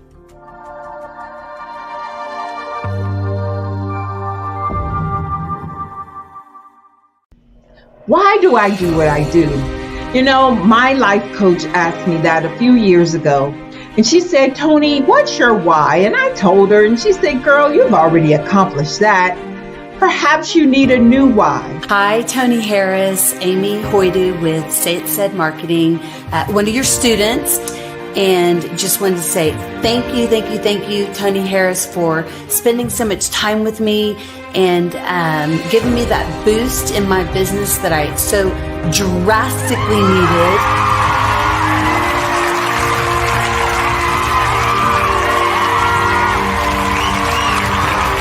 My why is to touch, move, and inspire my clients to take drastic steps to be better than they were before they met me. I'm a resource, I'm a connector.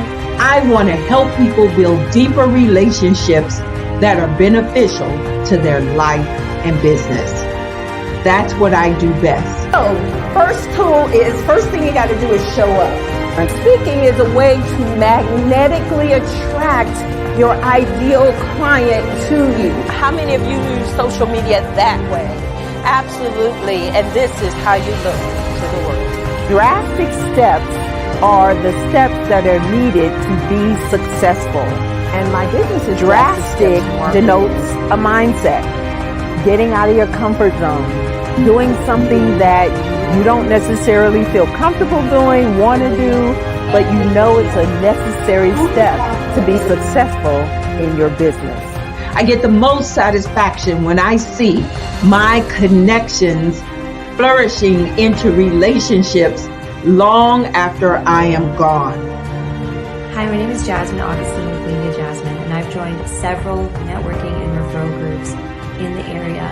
And Network in Action Northeast Houston with Tony Harris Taylor is one of the best organizations that I've joined. I love that piece of what I do, and it is what fuels my fire.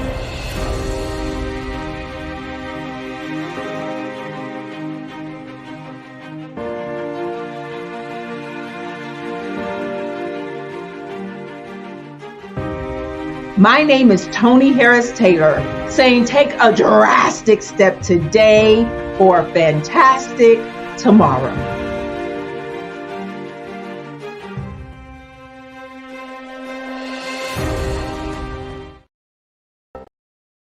I was born in a little village on the island of Haiti.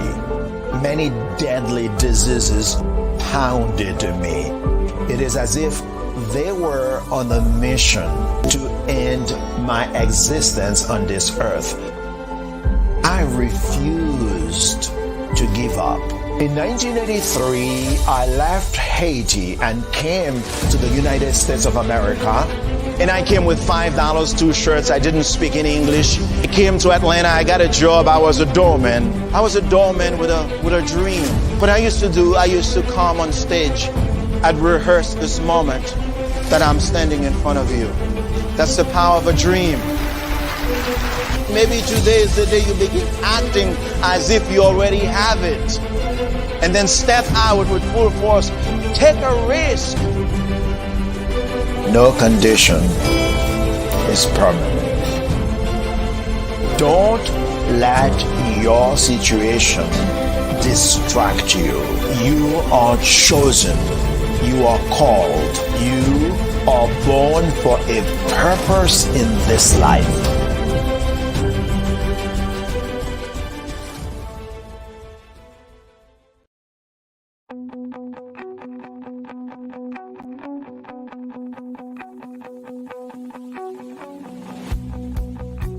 I am Black business.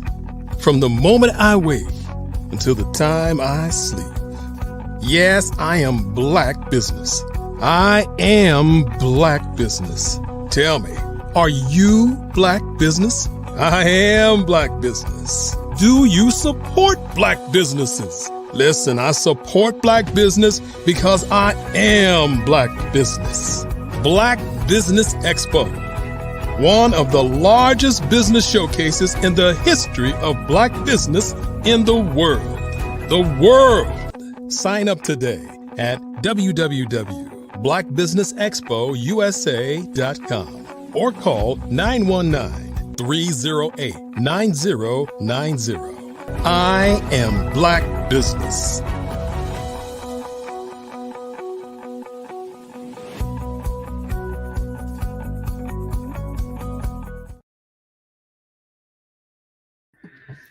Good evening, business owners, entrepreneurs, thought leaders, and corporations. Welcome to the Black Business Network.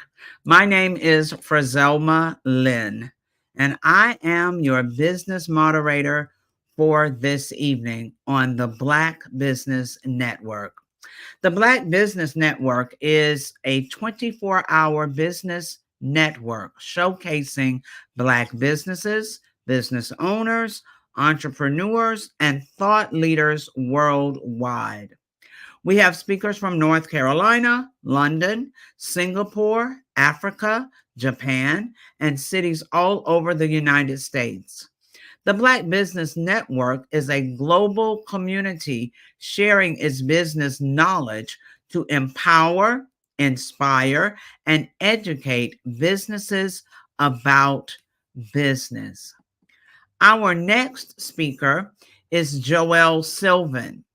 Joelle Sylvan has been an inimitable force behind the scenes as an advisor to numerous music executives, philanthropists, I couldn't get that word together, philanthropists, C-level executives, and children. Mr. Sylvan has an extensive background in technology, sports, and entertainment. Prior to his current career in finance, Joelle worked with a variety of well-known artists, producers, and comedians as a young music executive. Additionally, he secured a partnership with a publishing company, during which he created a marketing consulting company that provided endorsement deals for artists and celebrities in the music industry, pairing them with Fortune 500 companies, bringing sneaker, apparel, and accessory companies into urban lifestyle branding. This led to him becoming a silent partner with Bulldog Bikes for the first urban bike BMX lifestyle company in the world. He is currently a financial services provider with New York Life Securities LLC and the executive producer and host of the Power Moves of radio show podcast featuring celebrities, professional athletes, and key influential executives. Please join me in welcoming to the stage Joelle Sylvan. All right. Nice to meet you, Frizelma Lynn. How you doing? I love that so much. and I love them earrings. Woo! Thank you. We welcome you to the stage. I am looking forward to hearing all about what you do, how you help people, and how you are transforming things in this world. So Mr. R.J. Stevenson will be your gracious host and in this fireside chat. Gentlemen, genius is coming, and I'll see you on the other side. All right. So, I love them glasses too. Love them frames. Power move, Mr. Stevenson. How you doing, baby? What up, brother? Hey, man, just chilling, man. I'm so happy today. Today, my friends, Tribe Called Quest has made it into the Rock and Roll Hall of Fame. Salute to Mary J. Blige. Salute to Dionne, the beautiful Dionne Warwick. Who else made it to the Hall of Fame? I just can't remember the others, but Cher, I believe. But most important for me, the Tribe Called Quest, because of my relationship with their former manager, who, rest in peace, Mr. Chris Lighty, baby Chris Lighty. He was the man that when we needed to go on tour, the group that was on my label, we was able to go on a college tour with the Fugees and Tribe. But anyway, this is your show. Man, it's your show. I've been up here all day. We'll talk about you. Listen, man. First of all, we met doing a radio show, the podcast Power Moves, and it has always been. I'm highly connected to music and entertainment, so it's always been intriguing to me to see how you move, like your movements in the music industry and entertainment were real different. Like not being an artist yourself, not being a producer, but being on the side of business deals, being on the side of endorsements, pulling business and music into the same room. You've had some amazing experiences. Now, don't name drop too hard because I don't want no problems. But tell the people a little bit about some of the stuff that you've done and your experiences in the industry? Well, let me put it this way. First and foremost, I want to thank God for putting me in connection with my mentors, Bo and Charles Huggins. And so I started off working with Freddie Jackson, Najee, at the age of like 21, working on these folks' albums and really bringing at the time a breath of fresh air in terms of, I know what's happening in the streets. Funny story was my mentor, Bo Huggins, when we got the music from Mary J. Blige before everybody else heard it, and I was like, oh my God, this is crazy. This is bananas. And he was like, it's garbage. It's on a 16 track. It's not mixed well. And I'm like, no, this is what we like. This is what the kids like, going to 125th Street, born in Brooklyn, even though the Brooklyn guy always traveled. So going to 125th Street, on a Friday night, Saturday night, everybody driving their hot whips and they bumping, the mixtapes like the DJ Capri's, DJ SNS, all the DJs that had their mixtapes, people are bumping the cars. And what you heard was folks that could sing on top of raw hip hop tracks. They would take Stephanie Mills songs and have them on hip hop tracks. And so that was coming next. And that's what Puffy took advantage of. At the time, he was Puffy. He was like, listen, this is what we got to do. And that's how he made the Mary J. Blige album. It's really a version of the mixtape. And so when we heard it, I was like, this is mind blown. And the person that worked on that album was a publisher, he's with MC, a publisher. He's also my mentor, James Jackson, and he worked on that album. He worked on that album because he got the songwriters, God rest the dead, Kenny Green from Intro was one of the major songwriters. Prince Marky D and Corey Rooney had some tracks on that album. They were part of his publishing company. So he was very instrumental on that project. But at the same time, he was working with us, with Freddie Jackson, because Bo and Charles Huggins had a publishing company over at MCA. So while you're working, and this is a tip that I like to share with anybody, the most important thing that you can do in your life is make the most out of your time. Invest your time wisely. So even though you might be working, think of your work as school. So when I was at Hush, it was like me going to school and learning music business 101.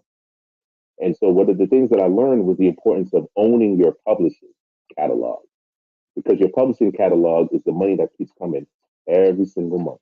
It's the residual. Just like life insurance or any type of insurance product, when you sell it, you get residuals. Okay. So with that being said, I learned the art of how to make the deal, how to do contracts from that experience, and understanding that at the time, which is a reality now, this is another tip. Your business team starts with your accountant and your attorney. The attorney usually not only protects you, but also the orchestrator of business deals. Why? Because that attorney also represents other business owners. And so if they know that you have a particular need, or they know that they represent certain people, they will connect the dots. So you're in the midst of lawyers, you're in the midst of producers, you're in the midst of writers, you're in the midst of artists, but what were you doing? So when I first started, I was what's called the production assistant, production coordinator. So we would sit in the meetings and we would talk about, all right, Freddie got a new budget, it's been released. We need to work on these artists. Who are the producers? Who are the hot producers? Joel, I need for you to check Billboard magazine. Look at the top 10 or top 20, and then look at the publishing credits of who are the producers. And that's what I did. And so I would reach out to all these the producers, artists, let them know, hey, I need for you to be on this album. We're working on this new project, and have meetings with them, sit down with them, and then hear their tracks. Because just because they might be a high producer doesn't mean that their music is gonna mesh with the artist. And so I would coordinate that. I would coordinate the studio time. I would coordinate when the music was done and everything was mixed. I would coordinate when we had to go for the mixes. I would coordinate when we had to go to mastering to get the album completed, to turn it into the record company. So I was the do boy. I did it all. I was the guy that had to go get the Chivas Regal at the end of the night. We had the liquor store around the corner, and they were like, "Hey, I need that fifth of Chivas." So it would be about 6, 7 o'clock. Bang! I got to go get the Chivas. Might pick up some Chinese food, and then come back, and then we're still working because we might have to go to the studio a little bit later. We might have dinner with another executive, or a lot of times they used to come to us. So the beautiful thing about Hush Productions, who I worked for when I started, was that they owned the building on Central Park West. They were the only Black people to own the building on Central Park West, which is one of the richest real estates out there. And a lot of the people that used to work with them or just record executives would come in after 6 and they have Chivas with us, and we would drink it up, talk smack, and learn what the intricacies and the politics of what's happening in the industry. So that's basically what I did when I first started out. So you've gone from that level, which is pretty much entry level into the music industry, really entertainment, because normally you don't even get in the room, like you don't even get access to do nothing. You pretty much sit around, watch, listen as much as you possibly can, do all the little stuff that sort of creates their level of confidence in you, their level of trust in you, and then they sort of feed you a little bit more till you get to the next opportunity, right? So how did you go from there to you've done shoe deals and all this kind of stuff? How did you how were you moving from the music industry and coordinating those opportunities into a diversified portfolio of work? Great question. So here's another tip.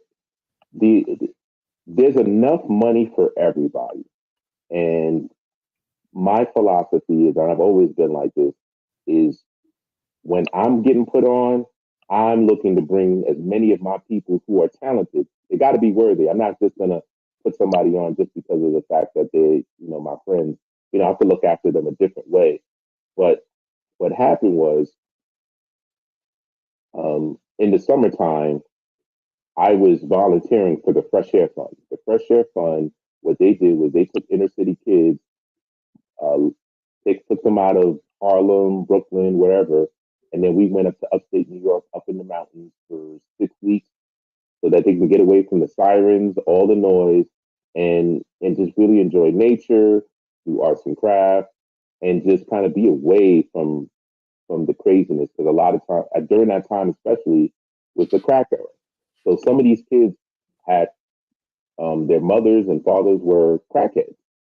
Some of them were pretty much homeless. So this is a way for them to get away. And I felt the need to give back. I was fortunate in the fact that I went to NYU. And because I went to NYU, that's how I heard about the Fresh Air Fund. So I was committed to that. And so when I went that summer, I ended up meeting up with my future partner, Jimmy Mack. Now, Jimmy Mack was there to talk about entrepreneurship because he was part of this program called the National Foundation of Teaching Entrepreneurship. And so when he was there, he was speaking, talking about, I'm in the music business and my DJ, DJ for Prince, I toured for Prince. And I was like, I know pretty much a lot of people in the industry. I don't know this Jimmy Mack guy. So while he's there, I'm asking him questions like, so do you know this person, And he started answering, but he could tell that I was challenging him. And then eventually, at the end of his talk, we got to speak afterwards. And then I told him, hey, after camp, when I get back into New York, let's get together. So I'm gonna make a long story short because I know you told me you wanted to know the time, and I'm building you a watch. But long story short,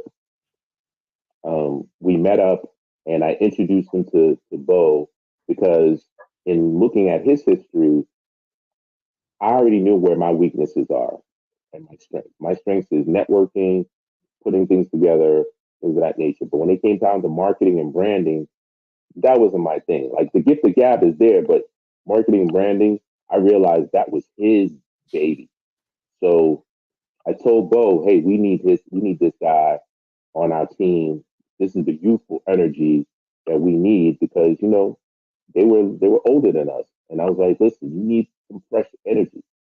And through that converted into a joint venture with ourselves and Hush Entertainment for us to do our own label and management company. And because of that, that gave my partner Jimmy Mack some confidence because now he can say, "Hey, we're part of this record label and music entity," and now he could reach out to a lot of the companies he was dealing with because at the time he came from the BMX world, so he was used to creating sponsorship deals with Fox Racing and Oakley Sunglasses and a lot of the companies. And so he took that same skill set and applied it to what we were doing with, at the time, was going to be called Up Jam Entertainment for our artists that we were signing, which we were in charge of like the hip hop. So we had the infamous Craig G. We had some other artists that were not as known, but we were kind of developing them and this, that, and the other. And then he leveraged relationships with Lugs, Reebok, with, like I said, Oakley Sunglasses, Fox Sports. And that's what converted us to allow us to be able to also do sponsorship deals. And then we were doing product placement deals because we had relationships with pretty much all the majors. So when they were doing videos, we helped source those sponsorships to those folks for the videos. So they loved it for us. So it sounds like diversification has sort of been your line to success. Like you've gone from diversifying in the entertainment industry to insurance, right? How did you we used to talk about power moves all the time and talk about transitioning from one career field to the other. How did you get into financial services? I mean, there's green money in music, but that's a long throw distance away from the music industry. How'd you end up in that industry? I ended up in that industry because I ended up leaving the music industry after being involved for almost 10 years, and then I went into corporate America. And in corporate America, I did some hospitality. I worked in the hospitality industry. I worked in the technology industry, and then eventually I found myself in the financial services because they were recruiting me. When they looked at my background, they were like, "Wow, first of all, they're just all in awe, like, you were in the music industry. Oh my gosh." And then, they saw my other various backgrounds and they said, "Hey, you know what? Would you be interested?" And at the time I was like, "Nah, I'm not really interested because it was 100% commission. I had a family, young family. I'm like, nah, I need a little bit of a base salary and then I could do some commissions." So then I ended up working for a company called USAA.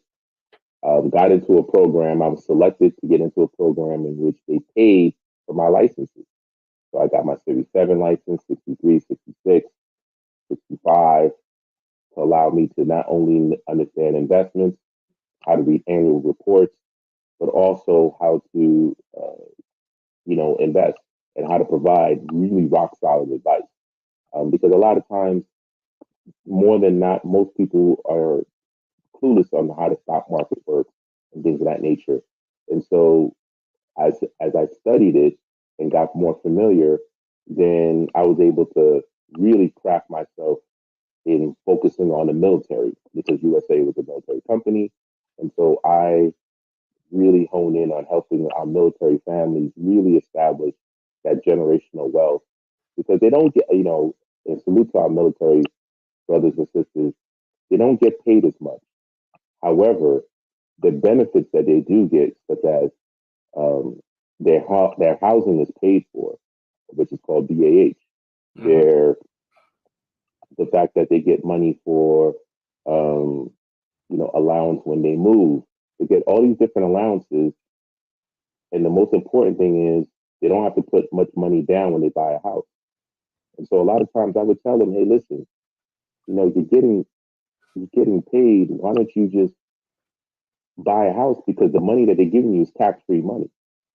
And that tax-free money, you could be using that to building not only an investment portfolio, but also a real estate portfolio. Because what people don't realize is, just like you said earlier, diversification. The real estate portfolio allows you to reduce your taxable liability. And if you want more information on that, make sure you get with a good accountant, you get a good CPA person, or you can contact me directly and I can help you build that team. But to make a long story short again, that's how I transitioned into financial services and then where I'm now an independent financial advisor and a consultant. So in your experience in business in total, like if you had three things that you felt like were the paramount three things for a business person to be successful, because you've been in music, that's a very high risk industry. You've been in financial services, that can be a very high risk industry, working off of commissions or even, getting involved in, different financial structures. And also there's a good amount of risk equated into that. Ain't too much of it guaranteed, right? If there were three things that a business owner needed to equip themselves with to be successful for the long game, right? What would you say those three things would be? The first one is relationship. I wouldn't be where I'm at today being able to navigate and surf through this business world, because you're going to have ups and downs, and that's the waves of life and the waves of business. It's through relationships, number one. Number two, the second most important thing is you have to be flexible. And number three, always learning. You must always look to learn. Even right now, personally speaking, I'm back in school at Arizona State University getting my master's in legal studies, just to complement, as I'm providing advice, to not just only for financial advice, but just, to support, small business owners when it comes down to doing agreements. Instead of calling it a contract, it's an agreement. And like I said earlier, the most fundamental aspect of being in business is the relationship with your customer, the relationship with your vendor, the relationship with other business owners, because you just never know where the next deal may come from. It may come from one of the three: your customer as a referral, your vendor potentially as a referral, or even other business owners, maybe even competitors. Don't be afraid to talk to your competitors, because what they look for as an ideal customer or client might be and what they may not like might be perfect for you. So you have to have that flexibility. So like you haven't had like the major experience in music industry and then the financial investment and securities industry. What suggestion would you give to prospective youth now who are interested in music? Because the music industry is completely different now than it was in the past. You don't see a lot of artists that have the same, what we used to call longevity in the industry. You don't see the same conventional record deals that you used to see in the past, where a company will assign you to 2 or 3 or 5 albums. You know what I'm saying? Like, it's almost like let me see if you can get a good single. What do you suggest? I'm happy you said that. So the first thing I tell a person that's looking to be in the music industry is study your history. So this has happened before. When you think about the Al Bells, when Ray Charles, a lot of those artists, when they were coming up, they did not come up with albums first.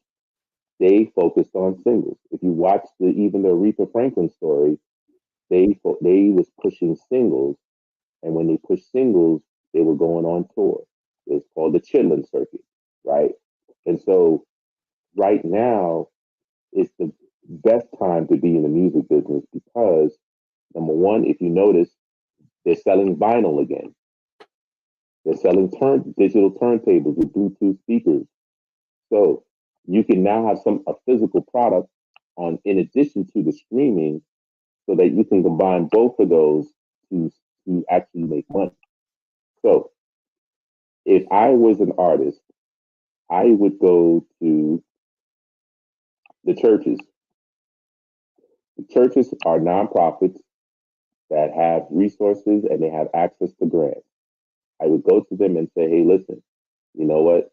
You may not like my music. However, I can bring some money to the congregation and the congregation is going to love me because, you know what? I'm bringing attention and, you know, I'm still a Christian, whatever the case may be. I may not be the best Christian, but it is what it is. It's really a business deal. Because of that, I would tell them to, you know, provide me some grant money so that I can go to the studio and I can purchase these vinyls to sell on my own.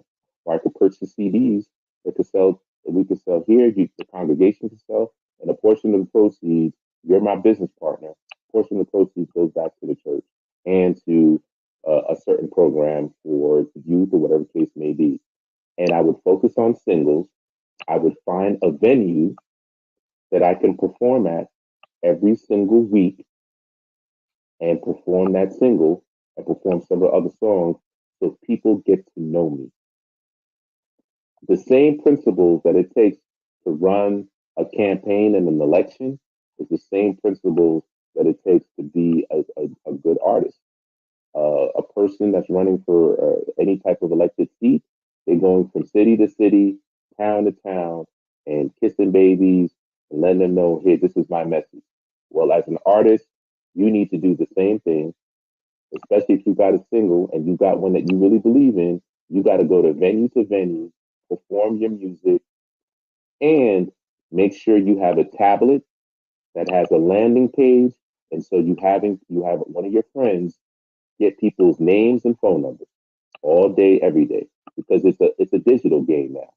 So now when I'm ready to launch a new single, I have hundreds, thousands of names and CDs and phone numbers.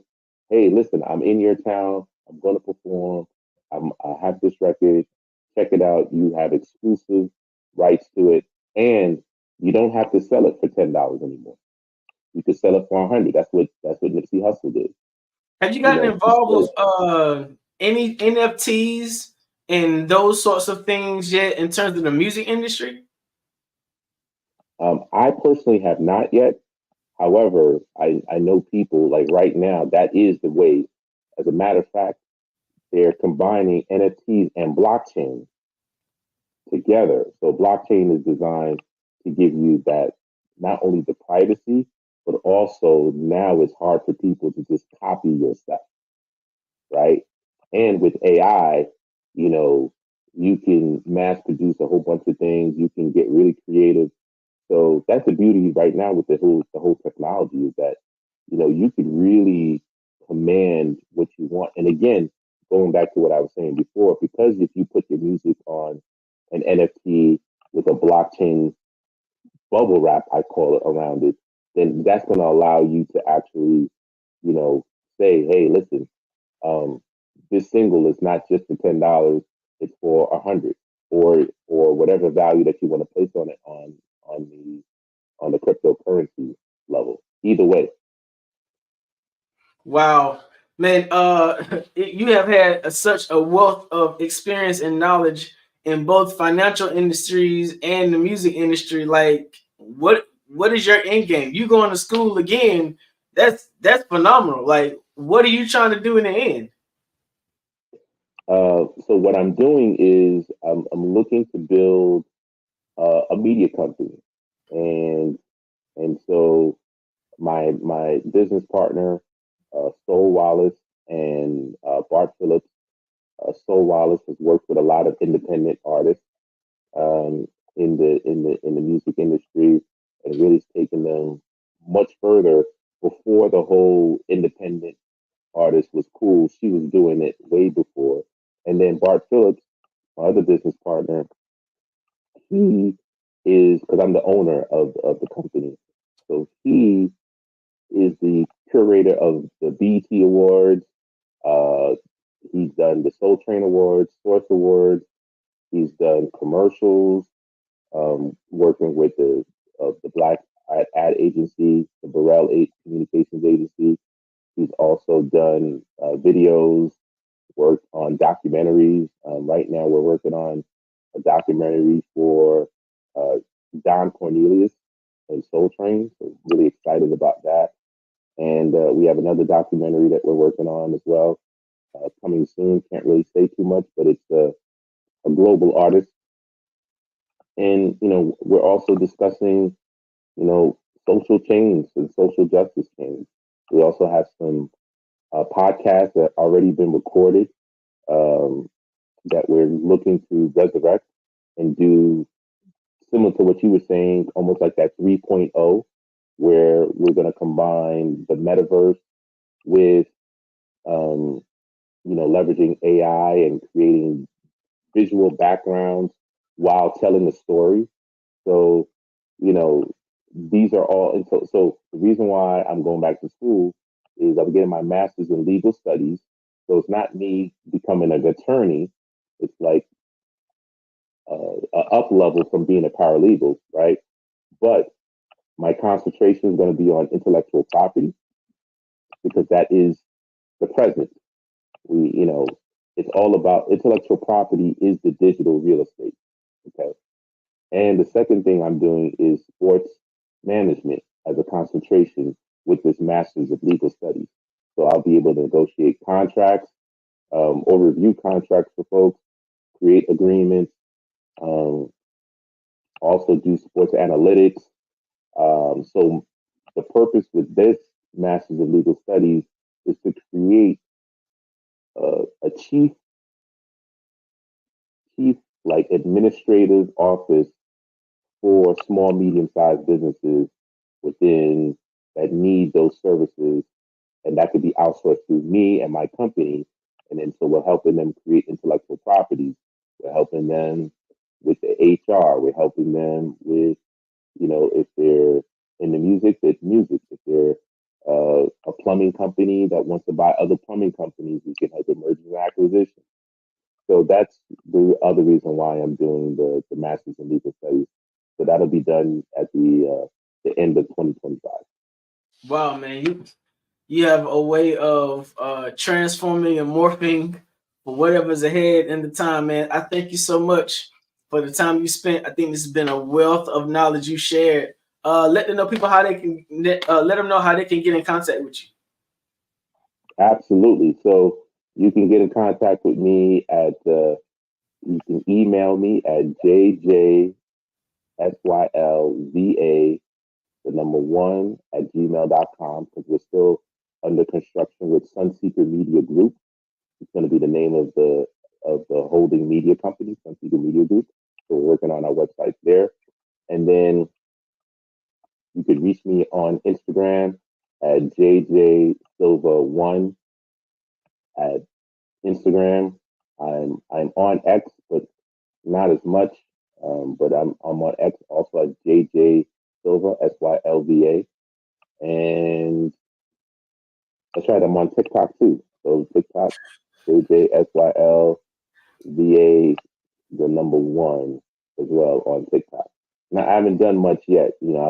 All this studying is kind of bananas. So between business and studying, I'm not that active on social media, but You can DM me there, and or if you want to dial me direct, my number is 646-867-3065. Again, 646-867-3065. I got to keep the New York in me, that's why. All right, gentlemen, it has been amazing. I was listening. I was taking notes. Oh, look at that. He has the New York cap up. Joel, one thing I do want to say, I love the tip on treat work as school, because we should learn everywhere we go. If we're open, we can learn everywhere. And when work is constant learning, you constantly grow. And so I love that part so very much. Thank you for being our guest. Thank you, Mr. RJ, for leading this fireside chat. And Genius is Common. I'll see you on the other side. Yes, ma'am. See you on the other side. All right, ladies and gentlemen, again, I am Frizelma Lynn. I am the Parenting 911 coach. And I want you to know that those of you who are parents, even grandparents, if you're struggling with the relationship with your children, if you're struggling with knowing what to do, go to www.parenting911.org and set up a discovery meeting with me. Also, I need to let you know that we are growing and moving and elevating, and we will be launching the Parenting 911 University this summer. Just as every school needs an SRO, every school also needs a Parenting 911 coach. We've got to bring parents back to the decision-making table and genuinely include them in the decisions for their children's academic success. So if you are a retired teacher, a retired educator, recently over the last couple of years, please go to www.parenting911.org, set up a strategy session with me so we can talk about what your future could look like. All right. Now, the Black Business Expo's mission is to raise funds for high school seniors going to college or K through 12 entrepreneurs. This expo is a fundraiser for students. You may go to www.blackbusinessexpousa.com to donate to the scholarship fund, or use the Cash App that is on the screen below, $BBXUSA. Our goal is to give laptops and up to $5,000 to 10 students. Students can register online at www.blackbusiness.blackbusinessexpousa.com. Every dollar counts, so we want to remind you to donate to the scholarship fund. We want to thank our Black Business Expo USA sponsors for April 2024. NC 100, Moody Capital Partners, Suede Soul, BDM Media, Lotus Richer Coaching and Training, Carolina, Virginia Minority Supplier Development Council, Step Management, Hello LLC, BHS and Associates, Margie McLean Foundation Incorporated, Genius is Common, Earth Essentials,